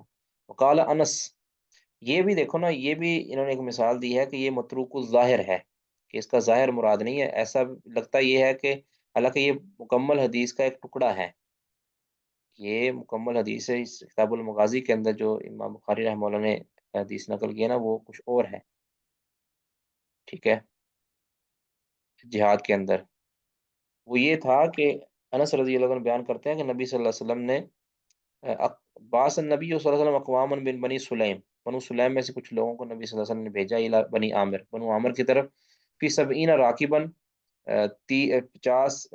70 سواروں کے ساتھ، فلما قدیموا قال لهم خالی، جب وہ آئے تو ان کو خالی نے کہا، میرے یعنی میرے ماموں نے کہا کہ اتقدمکم، کہ میں تم سے پہلے آیا ہوں، فَإِنْ أَمَّنُونِي، اگر وہ مجھے امان دیں، تا أُبَلِّغَكُمْ عَنْ رسول اللہ، حتیٰ کہ میں تمہیں رسول اللہ صلی اللہ علیہ وسلم کی طرف سے کوئی بات پہنچاؤں، وَإِلَّا كُنْتُمْ قَرِيبًا مِنِّي، ورنہ تم میرے قریب ہی ہو، فَتَقَدَّمَ فَأَمَّنُوهُ، اب آگے وہ آگے بڑھے اور ان کو انہوں نے مان دیا، فَبَيْنَهُمَا بَيْنَا ہوا يُحَدِّثُهُمْ عَنِ النَّبِيِّ صلی اللہ علیہ وسلم فَذَكَرَ الْقِصَّةَ، اس طرح ہے پوری حدیث۔ تو یہاں انہوں نے جو مختصر یہاں ذکر کیا ہے، بہرحال کہنا یہ چاہ رہے ہیں کہ کئی بار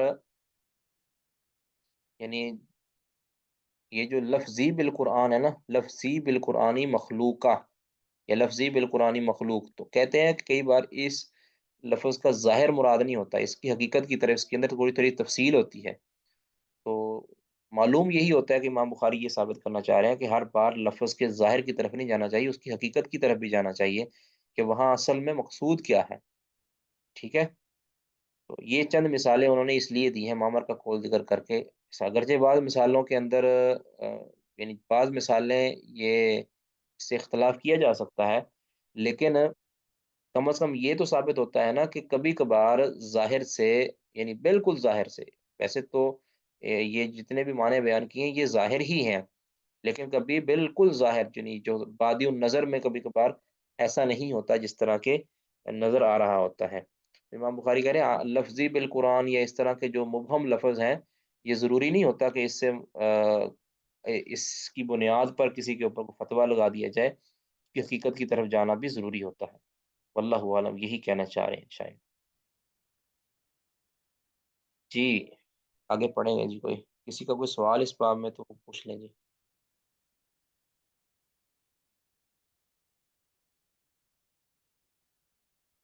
جی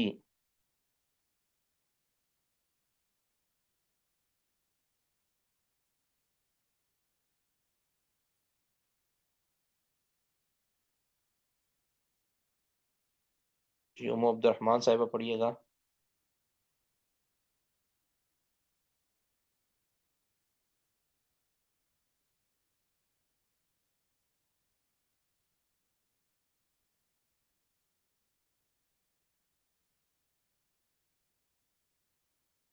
جی کوئی اور پڑھے؟ قال الإمام حدثنا الفضل بن يعقوب قال حدثنا عبد الله بن جعفر الرقى جی الرقي الرقی قال المعتمر بن سليمان قال حدثنا سعيد بن عبيد الله الثقفي قال حدثنا بكر بن عبد الله المزني وزياد بن جبير بن حية عن جبير بن حية قال المغيرة أخبرنا نبينا صلى الله عليه وسلم عن رسالة ربنا أنه من قتل منا صار إلى الجنة. نبی صلی اللہ علیہ وسلم نے اپنے یعنی ہمارے رب کی رسالت میں سے ہمیں یہ خبر دی کہ جو ہم میں سے قتل کیا جائے گا وہ جنت کی طرف جائے گا. اصل میں یہ ایک تفصیلی حدیث ہے مغیرہ بن شعبہ کی، جو انہوں نے ایک کفار کے لشکر کے سامنے یہ خبر دی تھی، اور کہہ لیں کہ اپنے جذبات کی ترجمانی کے لیے یہ الفاظ بیان کیے تھے کہ ہمیں تو کوئی پرواہ نہیں ہے، ہم جیت گئے تو تم سے مال غنیمت لے اڑیں گے اور زندہ رہیں گے، غازی بن کے جائیں گے، اور اگر ہم مارے بھی گئے، شہید بھی ہو گئے، تو پھر ہمیں نبی صلی اللہ علیہ وسلم نے اللہ تعالیٰ کے پیغام سے ہمیں یہ خبر دے دی ہے کہ ہم جنت کے اندر چلے جائیں گے قتل ہو گئے تو لہٰذا ہمارا تم کچھ بھی نہیں بگاڑ سکتے، ہمارا کوئی بھی نقصان نہیں ہوگا، ہم مارے گئے تب جنت میں جائیں گے، تب فائدے میں، زندہ رہے تو تم سے جیت جائیں گے، کفر کی کمر توڑ دیں گے. تو اخبرنا نبینا ان رسالت ربنا، اب یہ خبر دینا یہ نبی صلی اللہ علیہ وسلم کا فعل ہے، نبی صلی اللہ تعالیٰ کے پیغام کی خبر، یعنی قرآن پاک کی روشنی کے اندر، تو یہ فعل کی نسبت نبی صلی اللہ علیہ وسلم کی طرف کی گا. تو لہٰذا اگر کوئی قرات کرتا ہے تو وہ قرات اس کا اپنا فعل ہے، اس کو مخلوق کہا جا سکتا ہے. آگے پڑھیں گے جی، اخلاص ہے مثلا.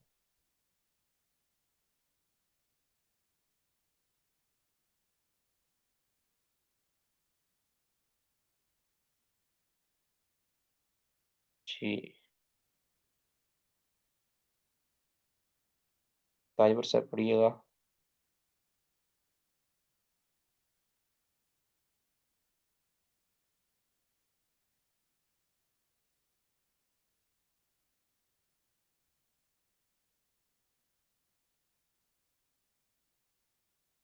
تاجور بشیر صاحب.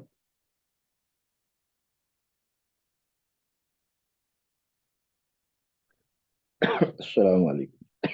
وعلیکم السلام ورحمۃ اللہ.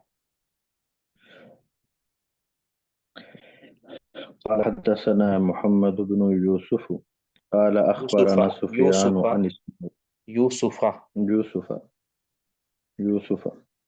قال أخبرنا سفيان عن إسماعيل عن الشعبي عن مسروق عن عائشة قالت من حدثك أن النبي صلى الله عليه وسلم قتل شيئا ان النبی ہے أن النبي صلى الله عليه وسلم جی ٹھیک. قتم شیعہ، حضرت عائشہ رضی اللہ عنہ نے بیان کیا اگر یہ کوئی بیان کرے کہ محمد صلی اللہ علیہ وسلم کوئی چھپا لی.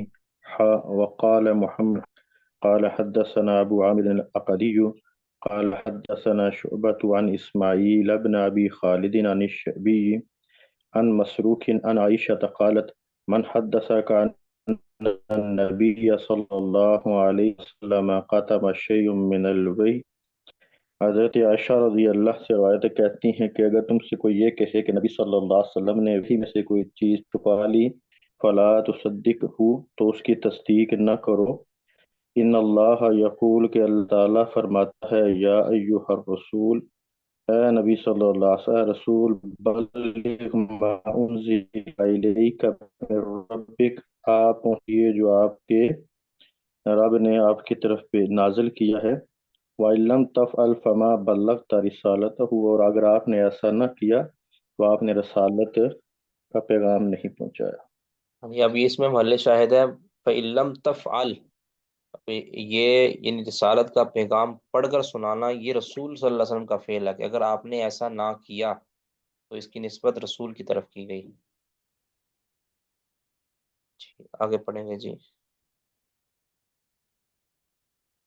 حدثنا قتيبة بن سعيد قال حدثنا جرير عن الأعمش عن أبي وائل عن عمرو بن شرحبیل قال قال عبداللہ قال رجل، عبداللہ کہتے ہیں کہ ایک شخص نے، عبداللہ بن مسعود مراد ہے، قال رجل یا رسول اللہ، ایک شخص نے کہا اللہ کے رسول، ای الذنب اکبر عند اللہ، اللہ کے ہاں سب سے بڑا گناہ کیا ہے؟ قال آپ نے فرمایا ان تدعو للہ ندا وهو خلقک، کہ تم اللہ کے ساتھ شریک بناؤ، ساجی بناؤ، جبکہ اس نے تجھے خود پیدا کیا ہے. قال ثم ایون، کہتے پھر میں نے کہا، پھر اس شخص نے کہا کہ اس کے بعد کون سا گناہ؟ قالا ثم ان تقتل ولدک مخافۃ ان یطعم معک، اس خوف سے، اس خطرے سے تو اپنی اولاد کو قتل کر دے کہ وہ تیرے ساتھ کھائے گی، یعنی تجھے ان کو کھلانا پڑے گا. تو قالا ثم ایون، پھر اس کے بعد کون سا؟ قالا ان تزانی حلیلۃ جارک، کہ تو اپنے پڑوسی کی عورت سے عزت کے ساتھ تو زنا کرے، اس کی بیوی کے ساتھ زنا کرے، تو یہ گناہ ہے. فانزل اللہ تصدیقها، اللہ تعالیٰ نے اس کی تصدیق نازل کر دی. والذین لا يدعون مع اللہ الہا آخر، وہ لوگ کہ جو اللہ کے ساتھ کسی دوسرے الہ کو نہیں پکارتے. ولا یقتلون النفس التي حرم اللہ الا بالحق، اور نہ وہ کسی حرام جان کو بغیر حق کے قتل کرتے ہیں. ولا یزنون، اور نہ وہ زنا کرتے ہیں. ومن یفعل ذلک یلقى اثاما، جس نے ایسا کیا وہ بہت بڑے گناہ کو پالے گا. یضاعف له العذاب، اس کے لیے دوہرا عذاب ہوگا. قرآن کی آیت. تو یہ مومن بندوں کی مثال بیان کی گئی ہے، تو یہ تصدیق ہے. اب یہ بھی دلیل ہے کہ انسان کے جو افعال ہیں یہ مخلوق ہیں. ٹھیک ہے، یہ افعال ہے نا کہ ان تقتل ولدک وغیرہ وغیرہ، کہ یہ ذنب انسان کرتا ہے تو اس کا ذم ہوتا ہے نا، اس بنیاد پر اس کو نیست و نبود کیا جائے گا نا. تو انسان کے افعال یہ مخلوق ہیں. اب اگر انسان قرآن پڑھتا ہے، قرآن ادا کرتا ہے زبان سے، تو یہ بھی اس کا فعل ہے. ٹھیک ہے، یہ ایک لازمی سا معنی ہے کہ جب انسان گناہ کرتا ہے تو اس کی پکڑ ہوتی ہے، اور وہ اس کا فعل ہے. تو انسان قرآن پڑھتا ہے تو وہ بھی اس کا فعل ہے.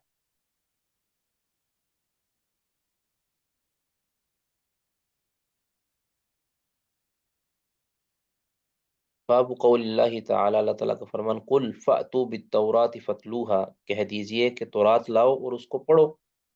اب پڑھنا تورات کا یہ فعل ان کا ہے. اب تورات اگرچہ کلام اللہ ہے، اب اس کو کوئی پڑھتا ہے تو وہ پڑھنا اس کا اپنا فعل ہے، کہ تلاوت کی نسبت ان کی طرف کی گئی ہے. قول نبی صلی اللہ علیہ وسلم، اللہ کے رسول کا یہ فرمان کہ اوتی اہل التوراتی توراتا، تورات والوں کو تورات دی گئی. فعملوا بہا، تو انہوں نے اس تورات پر عمل کیا. وأوتی اہل الانجیل الانجیل فعملوا به، اہل انجیل کو انجیل دی گئی تو انہوں نے اس پر عمل کیا. وأوتیتم القرآن، تمہیں قرآن دیا گیا. فعملتم به، تو تم نے اس پر عمل کیا. اب قرآن پر عمل کرنا، اس پر اب آگے بتاتے ہیں کہ قرآن پر جو عمل ہے یا قرآن کی جو تلاوت ہے یہ دو طرح کی ہے. ٹھیک ہے، قرآن پر عمل یعنی اس کو پڑھنا اور اس کے جو جملہ امور ہیں اس کی تصدیق کرنا، اور اس کے اندر جو اوامر ہیں اس کے اوپر عمل کرنا، اس کو بجا لانا، یہ قرآن کے اوپر عمل ہے. ٹھیک. اچھا، وقال ابو رزین کہتے ہیں یتلونہ حق تلاوتی ہی، کہ وہ اسے ایسے پڑھتے ہیں، تلاوت کرتے ہیں قرآن کو جس طرح تلاوت کرنے کا حق ہے. اب یتلونہ کا مطلب کہتے ہیں کیا ہے؟ یتبعونہ ویعملون به حق عملہ، کہتے ہیں اس کا ایک مطلب یہ بھی ہے کہ وہ قرآن کا اتباع کرتے ہیں اور اس کے اوپر عمل کرتے ہیں جس طرح عمل کرنے کا حق ہے. اب اس کی اگر مثال دے رہے ہیں کہ یتلا کا معنی کہ یقال یتلا، کہ یتلا کا ایک معنی کہتے ہیں یہ بھی ہوتا ہے یقرا، یقرأ کے اوپر پڑھی جاتی ہے، وہ آیات پڑھی جاتی ہیں یا پڑھی گئی ہیں. حسن التلاوتی، عمدہ تلاوت، خوبصورت تلاوت. تو حسن القراءۃ للقرآن، مطلب اس کا کیا ہے حسن التلاوت کا؟ حسن القراءۃ للقرآن، کہ قرآن کی اچھی قراءت، خوبصورت قراءت۔ اب یہ قرآن کی تلاوت یہ دو طرح کی ہوتی ہے، یاد رکھیں۔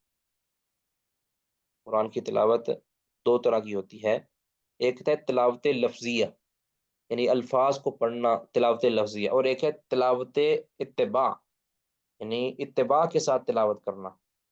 تلاوت لفظی یہ تو انسان جیسے قرآن کا لفظ پڑھتا ہے تو وہ زبان سے ادا کرتا ہے، تو اس کو کہتے ہیں کہ اس نے قرآن کی تلاوت کی۔ دوسرا تلاوت اتباعیہ یا تبعیہ، یہ کیا ہے کہ انسان قرآن پاک کی تصدیق کرے، اس کے اندر موجود خبروں کی تصدیق کرے اور اس کے احکامات کو عملی جامہ پہنائے، اس کے اوپر عمل کرے، ٹھیک ہے۔ تو یہ بھی تلاوت ہے۔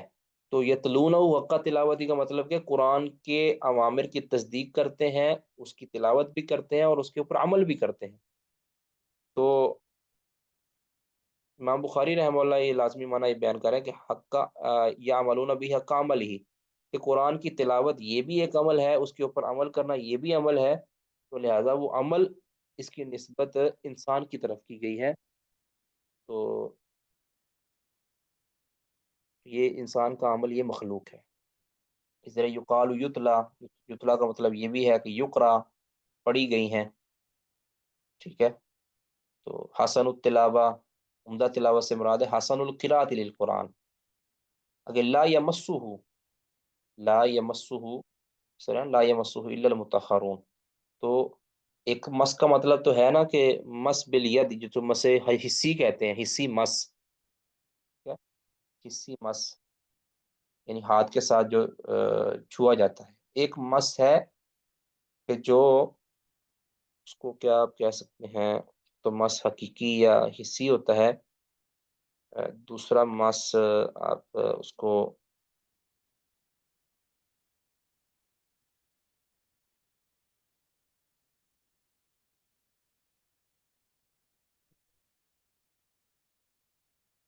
دوسرا مس ہوتا ہے مانوی۔ مس کیا ہے؟ مانوی، یعنی دل کے ساتھ، اس کے ساتھ محبت یا دل کے ساتھ تصدیق۔ تو اس کا معنی یہ کر رہے ہیں کہ لا یجد طعمہ ونفعہ الا من آمن باللہ، یہ جو قرآن کا ذائقہ اور قرآن سے نفع نہیں پاتا مگر وہ من آمن باللہ، جو اللہ پر ایمان لاتا ہے، ٹھیک ہے، ولا یحملہ بحقہ، اور نہیں اٹھاتا اس کو اس کے حق کے ساتھ، الا الموقن، مگر وہ شخص جو یقین رکھتا ہے، یعنی یقین والا ہی اس قرآن کو۔ تو یہاں یہ مس سے ایک معنی یہ بھی بیان کر رہے ہیں کہ ایک تو مس کا معنی یہ ظاہر ہے نا، واضح ہے کہ مس کا مطلب ہاتھ سے چھونا، دوسرا ہے قرآن کی آیات سے دل پر اثر انداز ہونا، یعنی قرآن سے جو فائدہ اٹھانا، قرآن کے جو اوامر ہیں یا قرآن کے جو کام ہے یا قرآن کے جو کہہ لیں آپ عبرتیں ہیں، اس سے کما حقہ، اس سے فائدہ اٹھانا، یہ وہی اٹھا سکتا ہے جو ایمان رکھتا ہے قرآن پر، ٹھیک ہے۔ تو یہ بھی عمل ہے، تو عملی مس جو ہے نا یہ 20 یہاں مراد ہے لقولہ تعالیٰ، کہ اللہ تعالیٰ کا فرمان ہے، اس کی مثال یہ دے رہے ہیں یہاں قرآن سے دلیل دے رہے ہیں۔ مثل الذین حملوا التوراۃ ثم لم يحملوها کمثل الحمار يحمل، کہتے ہیں یہ دیکھیں قرآن سے مس مس یعنی قرآن سے فائدہ وہی اٹھاتا ہے کہ جو ایمان والا ہوتا ہے۔ کہتے دیکھیں تورات دی گئی ہے، مثل الذین، یعنی یہ یہود مراد ہے نا سورت جمعہ کے اندر، مثل الذین حملوا التوراۃ، وہ لوگ جنہیں تورات دیے گئے جو، ثم لم يحملوا، لیکن انہوں نے ان کو نہیں اٹھایا۔ نہیں اٹھانے سے مراد کیا ہے؟ نہیں اٹھانے سے مراد اس کے احکام پر عمل نہیں کیا، اس کے احکام کی تصدیق نہیں کی، بلکہ اس میں تحریف کر کے اپنی من مرضیاں کی۔ تو اب انہوں نے تورات کو یاد تو کیا، تورات کو اپنے پاس تو رکھا، تورات کو اٹھایا تو صحیح، لیکن اس کو اس طرح نہیں اٹھایا کہ جس طرح اٹھانے کا اللہ نے حکم دیا تھا۔ اور میں کمثل الحمار یحمل اسفارا، یہ اس گدھے کی طرح ہے کہ جس نے کتابوں کو اٹھایا ہوا ہے، بوجھ اٹھایا ہوا اس کا۔ بئس مثل القوم الذین کذبوا بآیات اللہ، اللہ کی آیات کو جھٹلانے والوں کی بڑی بری مثال ہے۔ واللہ لا یہدی القوم الظالمین، اللہ تعالیٰ ظالم قوم کو ہدایت نہیں دیتا۔ تو یہ ثابت ہوا کہ جو قرآن سے فائدہ یا قرآن کو اٹھانا، حقیقی طور پر اٹھانے سے مراد ہے اس کے احکام اور اوامر پر عمل کرنا، اس کو سچے دل سے تسلیم کرنا اور اس کی تصدیق کرنا، ٹھیک ہے۔ وسمى النبی صلی اللہ علیہ وسلم الاسلام والایمان والصلاۃ عملا. اب یعنی اوپر بھی ثابت یہی کرنا چاہ رہے ہیں کہ عمل جو ہے نا یعنی قرآن کے اوپر قرآن کے احکام کو ماننا یہ عمل ہے. تو قرآن کو پڑھنا بھی عمل ہے. ٹھیک ہے. تو جو عمل ہے، جو عمل ہوتا ہے وہ مخلوق ہوتا ہے. اب یہاں پہ ایک اور بطور فائدہ، چلیں آگے آگے ذکر کرتا ہوں. وسمى نبی صلی اللہ علیہ وسلم الاسلام والایمان والصلاۃ عملا. نبی صلی اللہ علیہ وسلم نے ایمان، اسلام اور نماز کو عمل قرار دیا ہے. عمل اس کا لفظ اس پر بولا ہے. ٹھیک ہے. تو جب اسلام، ایمان اور نماز پر عمل کا لفظ بولا ہے تو قرآن کی قرات پر بھی عمل کا لفظ ہی بولا جائے گا. قال ابو ہریرہ کہتے ہیں قال النبی صلی اللہ علیہ وسلم لبلال. نبی صلی اللہ علیہ وسلم نے بلال سے کہا اخبرنی بارجع عمل، آپ مجھے ایک پر امید عمل کی خبر دیں کہ عملتہ فی الاسلامی، جو آپ نے اسلام میں کیا ہو، یعنی اسلام میں رہتے ہوئے جو آپ نے عمل، پر امید عمل کی خبر دیں کہ میں نے جو ہے تجھے جنت میں تمہارے قدموں کو کی آہٹ سنی ہے اپنے سامنے. تو کیا کون سا ایک ایسا پر امید عمل ہے کہ جس کی وجہ سے یہ ایسا ہو سکتا ہے؟ تو قالا، اب آپ صلی اللہ علیہ وسلم نے جو ہے نا یہ نماز کے اوپر دیکھنے کس عمل کا لفظ بولا ہے. قالا، تو بلال کہتے ہیں ما عملت عملا ارجع عندی، میں نے نہیں کوئی عمل کیا کہ جو مجھے بہت پر امید ہو میرے لیے کہ سوائے اس کے انی لم اتطہر، نہیں میں طہارت حاصل کرتا یعنی وضو کرتا، مگر صلیتو، اگر میں نماز پڑھتا. اب نماز کے اوپر عمل کا لفظ بول دیا گیا. اس طرح کہتے وسوئل، اور نبی صلی اللہ علیہ وسلم سے سوال کیا گیا تھا کہ ای العمل افضل، کون سا عمل افضل ہے؟ تو قال، آپ نے کیا کہا ایمان باللہ ورسولہ ثم الجہاد ثم حج مبرور. اب ان تمام امور پر نبی صلی اللہ علیہ وسلم نے عمل کا لفظ بولا ہے.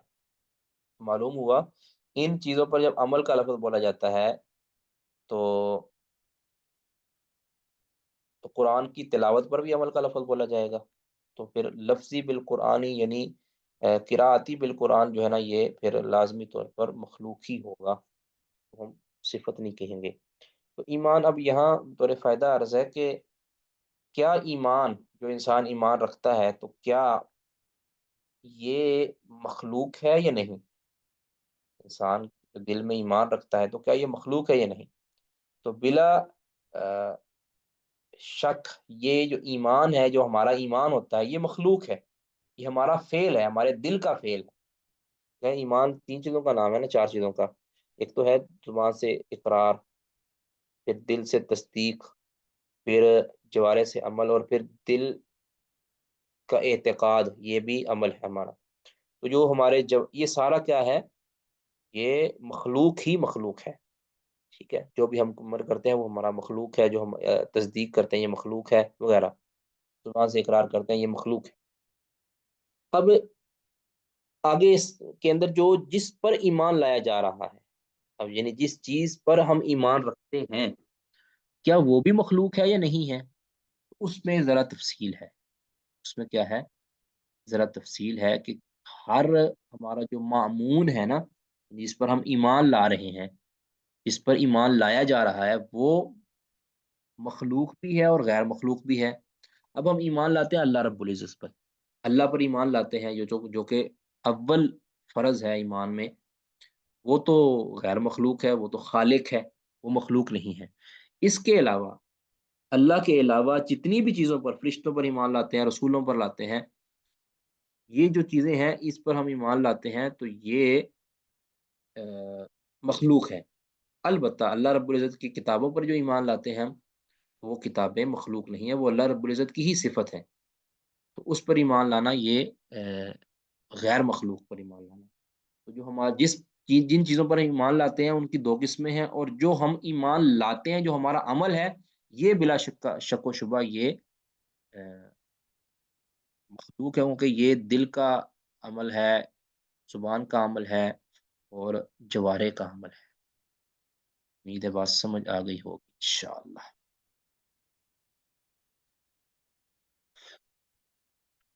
جی. حدثنا عبدان قال اخبرنا عبد الله قال اخبرنا یونس عن زہری قال اخبرني سالم عن ابن عمر ان رسول، ہم نے یہ حدیث پڑھ لی ہے پہلے 2 بار میرے خیال. अन्न रसूल अल्लाह सल्लल्लाहु अलैहि वसल्लम क़ाल इन्नमा बकाउकुम फीमा सलफ मिन अल उमम, बेशक तुम्हारा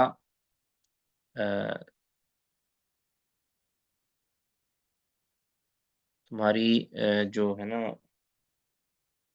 मिसाल पहली उम्मतों की के एतबार से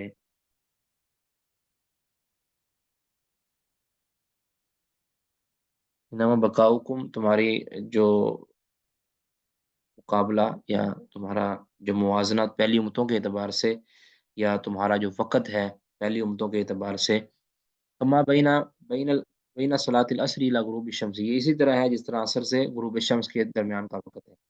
ऊतिया अहलुत तौराती अत-तौराता, अहले तौरात को तौरात दी गई, फ़अमिलू बिहा, उन्होंने उस पर अमल किया। अब ये अमल करना, उसमें तिलावत भी शामिल है, अगर अमल करना भी शामिल है। तो ये दलील है कि हम बंदे का जो अमल है वो मखलूक है। हत्ता हत्तन तसफ़न नहार, तक के दिन का दरमियानी हिस्सा हो गया, यानी निसफ़ुन नहार हो गया। सुम्मा आजज़ू, फिर वो आजिज़ आ गए, फ़ऊतू क़िरातन क़िरातन, तो उन्हें एक-एक क़िरात दिया गया। सुम्मा ऊतिया अहलुल इंजील इंजीला, फिर इंजील वालों को इंजील दी गई। फ़अमिलू बिही, तो उन्होंने इस पर अमल किया। हत्ता सुल्लियतिल अस्र, हत्ता कि असर की नमाज़ पढ़ ली गई, मतलब असर तक उन्होंने अमल किया ज़ोर से लेकर।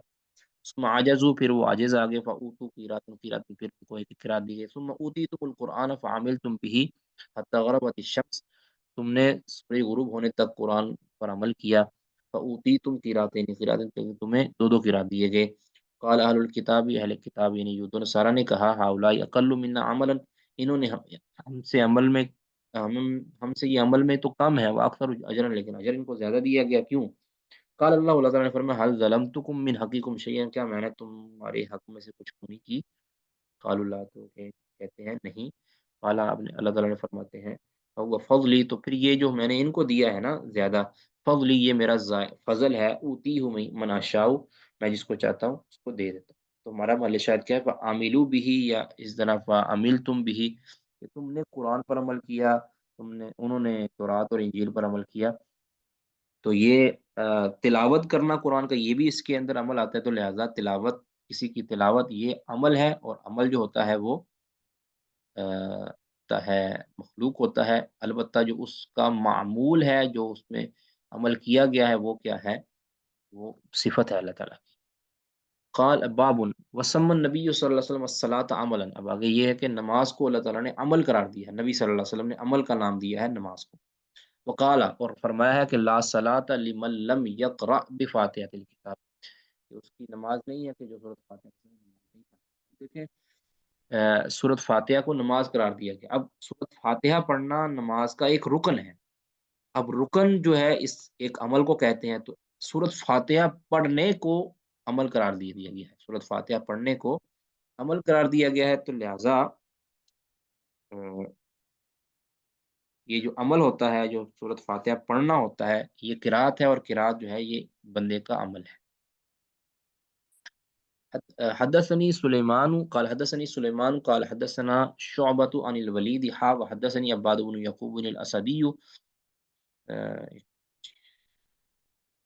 क़ाल अख़बरना अब्बाद इब्न अल अव्वामी अन शैबानी अनिल वलीद इब्न अय्ज़ारी अन अबी अम्र अश-शैबानी अन इब्न मसऊद अन्न रजुलन सअल नबी सल्लल्लाहु अलैहि वसल्लम, एक शख्स ने नबी सल्लल्लाहु अलैहि वसल्लम, अय्युल अमाली अफ़ज़ल, कौन सा अमल अफ़ज़ल है? और एक रिवायत में अय्युल अमल भी आता है। तो क़ाल, आपने फरमाया, अस्सलातु लिवक़्तिहा, नमाज को उसके वक़्त पर अदा करना, व बिर्रुल वालिदैनि, और वालिदैन के साथ उसका सलूक करना, व सुम्मल जिहादु फ़ी सबीलिल्लाह, फिर अल्लाह की राह में जिहाद करना। अब नबी सल्लल्लाहु अलैहि वसल्लम ने नमाज को अमल करार दिया है, ठीक है? नमाज को अमल करार दिया है। तो यही हमारा महल शाहिद है। जब नमाज को अमल करार दिया गया, और इस नमाज के अंदर किरात भी होती है, कुरान पाक नमाज को अमल कहा है, तो किरात भी उसमें अंदर होती है, तो लिहाज़ा किरात भी अमल हुआ।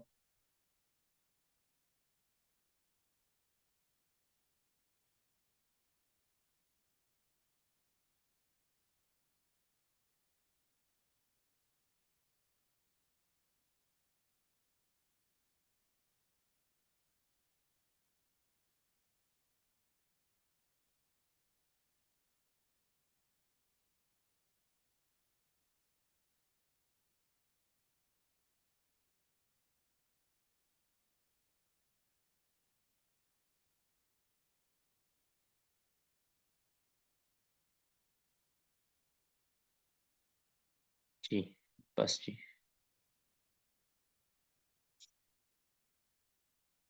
کسی کا کوئی سوال اس میں تو وہ کر سکتے ہیں جی جی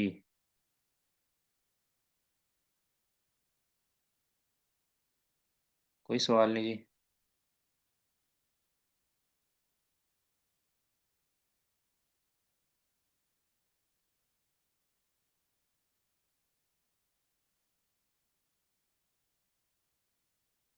آگے جی بدایت المجتہد المسألۃ الخامسہ پانچواں مسئلہ ہے وضع الیدین احداہما علی الاخری ہاتھوں کو باندھنا ایک کو دوسرے کے اوپر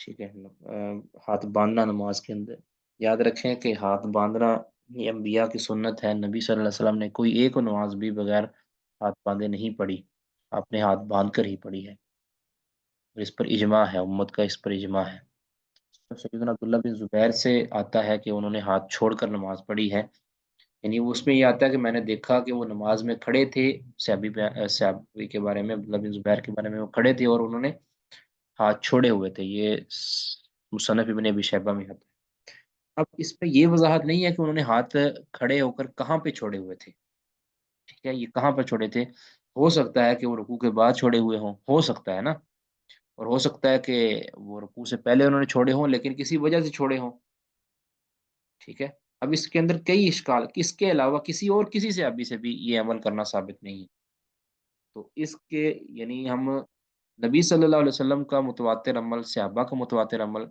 ایک صحابی کی وجہ سے نہیں چھوڑ سکتے ٹھیک ہے تمام کے تمام باقی صحابہ وہ ہاتھ باندھ کر نماز پڑھتے تھے نبی صلی اللہ علیہ وسلم نے پوری زندگی کبھی بھی ہاتھ چھوڑ کر نماز نہیں پڑھی تو صحابی کا جو عمل ہے پھر اس کے اندر کئی ایک احتمالات نہیں ہو سکتا ہے کہ ان کی ہاتھ جو ہے نا وہ باندھے نہ جا سکتے ہوں ہو سکتا ہے نا کئی ایک عارضے لاحق ہو سکتے ہیں کئیوں کے ہاتھ ٹوٹے ہوئے ہوں مثال کے طور پر ہاتھ اگر کسی کے ٹوٹے ہیں تو وہ آ، ہاتھ نہیں باندھ سکتے اور جانتے ہیں عبداللہ بن زبیر رضی اللہ تعالیٰ عنہ ان کو کئی ایک عوارض بھی لاحق رہے ہیں یعنی حکومت کے حوالے سے اللہ عالم کیوں انہوں نے ہاتھ اب کس مقام پر رکوع کے بعد چھوڑے تھے یا رکوع سے پہلے چھوڑے ہوئے تھے اس کی کوئی تفصیل نہیں ہے بس یہ کہ نماز میں کھڑے تھے اور ہاتھ انہوں نے چھوڑے تھے ٹھیک ہے اس کے علاوہ پوری جو ہے تاریخ صحابہ کے اندر کسی صحابی سے بھی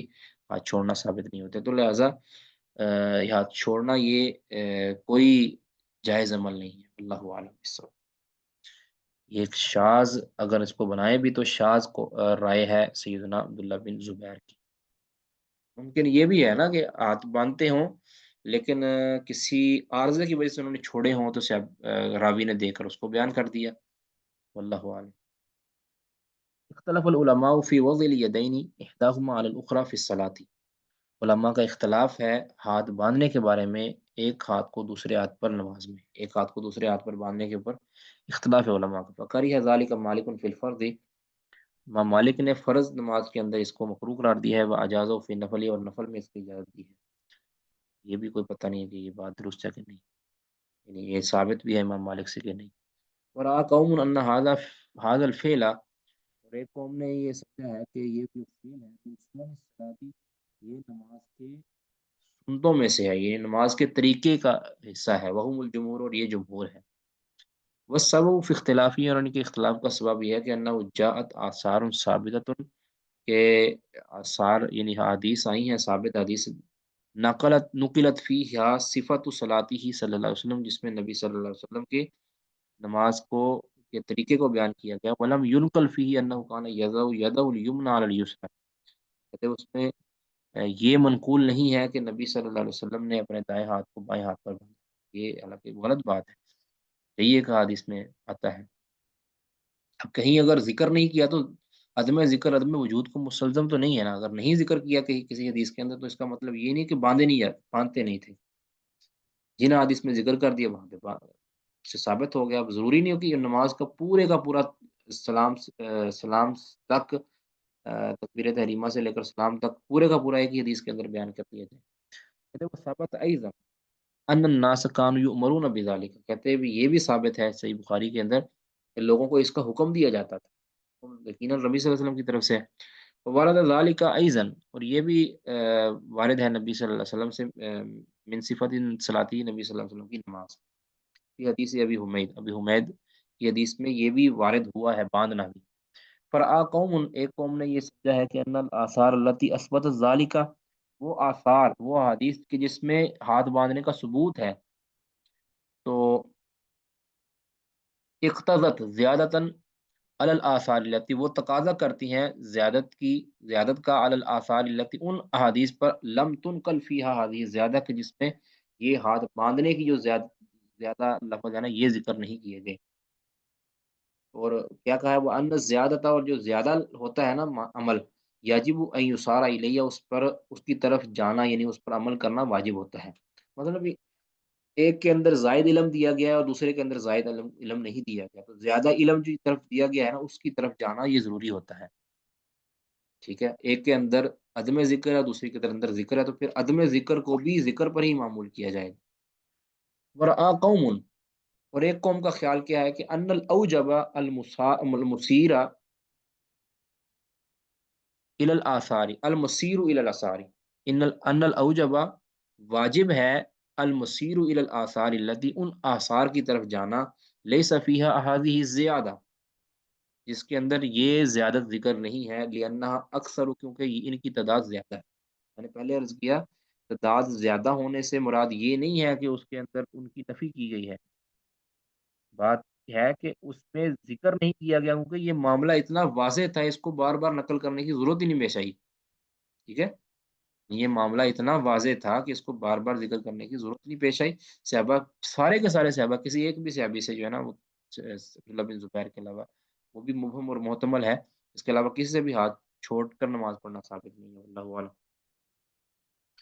تو ایک قوم کیا کہتی ہے کہ واجب کے زیادہ واجب یہ ہے کہ مسیر الی الاثار، ان احادیث کی طرف جایا جائے، اس کو اختیار کیا جائے، التی فیہا لیس فیہا حدیث، جس میں یہ ہاتھ باندھنے کی زیادتی ذکر نہیں کی گئی، لأن اکثر، کیونکہ ان کی تعداد زیادہ ہے، وَلِكَوْنِ هَذِهِ لَيْسَتْ مُنَاسِبَةً لِأَفْعَالِ الصَّلَاةِ، کہتے ہیں کیونکہ یہ مناسب بھی نہیں ہے ان نماز کے افعال کے ساتھ، ٹھیک ہے، کہتے ہیں یہ نماز کے افعال کے ساتھ یہ مناسبت بھی نہیں رکھتا ہاتھ باندھنا، کیوں؟ کہتے ہیں انما ہی من باب الاستعانہ، کیونکہ کہتے ہیں یہ تو مدد لینے کی قبیل سے ہے، یعنی بندہ ہاتھ باندھتا ہے تو یہ سہارا لینے کی قبیل سے ہے، ٹھیک ہے، تو لہٰذا کہتے ہیں کہ زیادہ مناسب یہ ہے کہ ہاتھ چھوڑے جائیں۔ کہتے ہیں فَلِذَٰلِكَ أَجَازَهَا مَالِكٌ فِي النَّفْلِ، اسی وجہ سے امام مالک نے ہاتھ باندھنے کی اجازت دی ہے نفل کے اندر، کیونکہ نفل کے اندر عام طور پہ بندہ کچھ مدد اور ٹیک یا کوئی اس طرح کہہ لیں کہ ہیلپ لے سکتا ہے، کوئی تھوڑی سی اس میں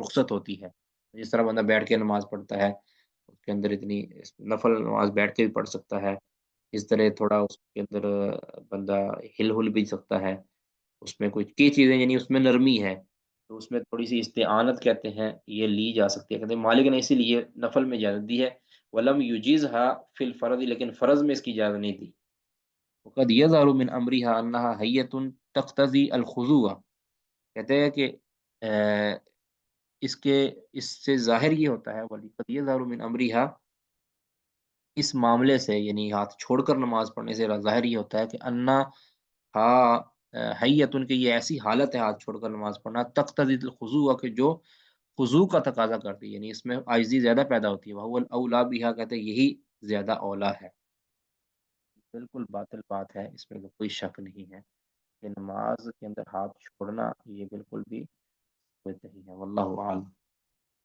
کسی کا اس میں کوئی سوال تو وہ کر سکتے ہیں، جی۔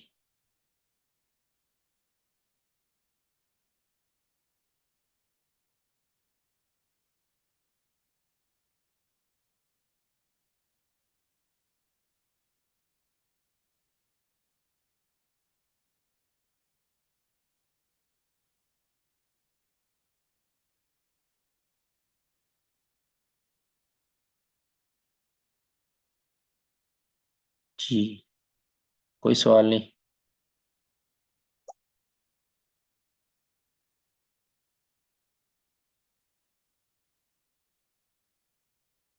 نہیں مالکیہ نفل میں باندھتے ہیں ہاتھ صرف، اور نہیں باندھنے کے قائل ہیں، اور فرض میں وہ چھوڑ دیتے ہیں، فرض میں کہتے ہیں چھوڑنے ہی چھوڑنے ہیں، اور نفل میں کچھ اجازت ہے باندھنے کی، یہ مالکیہ کا مذہب ہے۔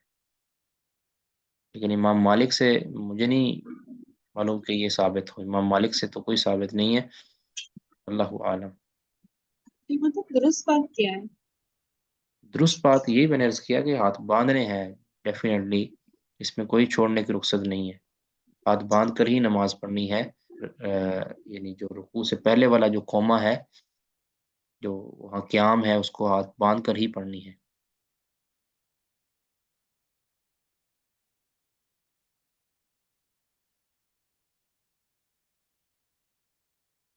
جی اس سوال ہے جی پھر، ٹھیک ہے جی پھر ختم کرتے ہیں۔ سبحانک اللہم و بحمدک، اشہد ان لا الہ الا انت، استغفرک و اتوب الیک۔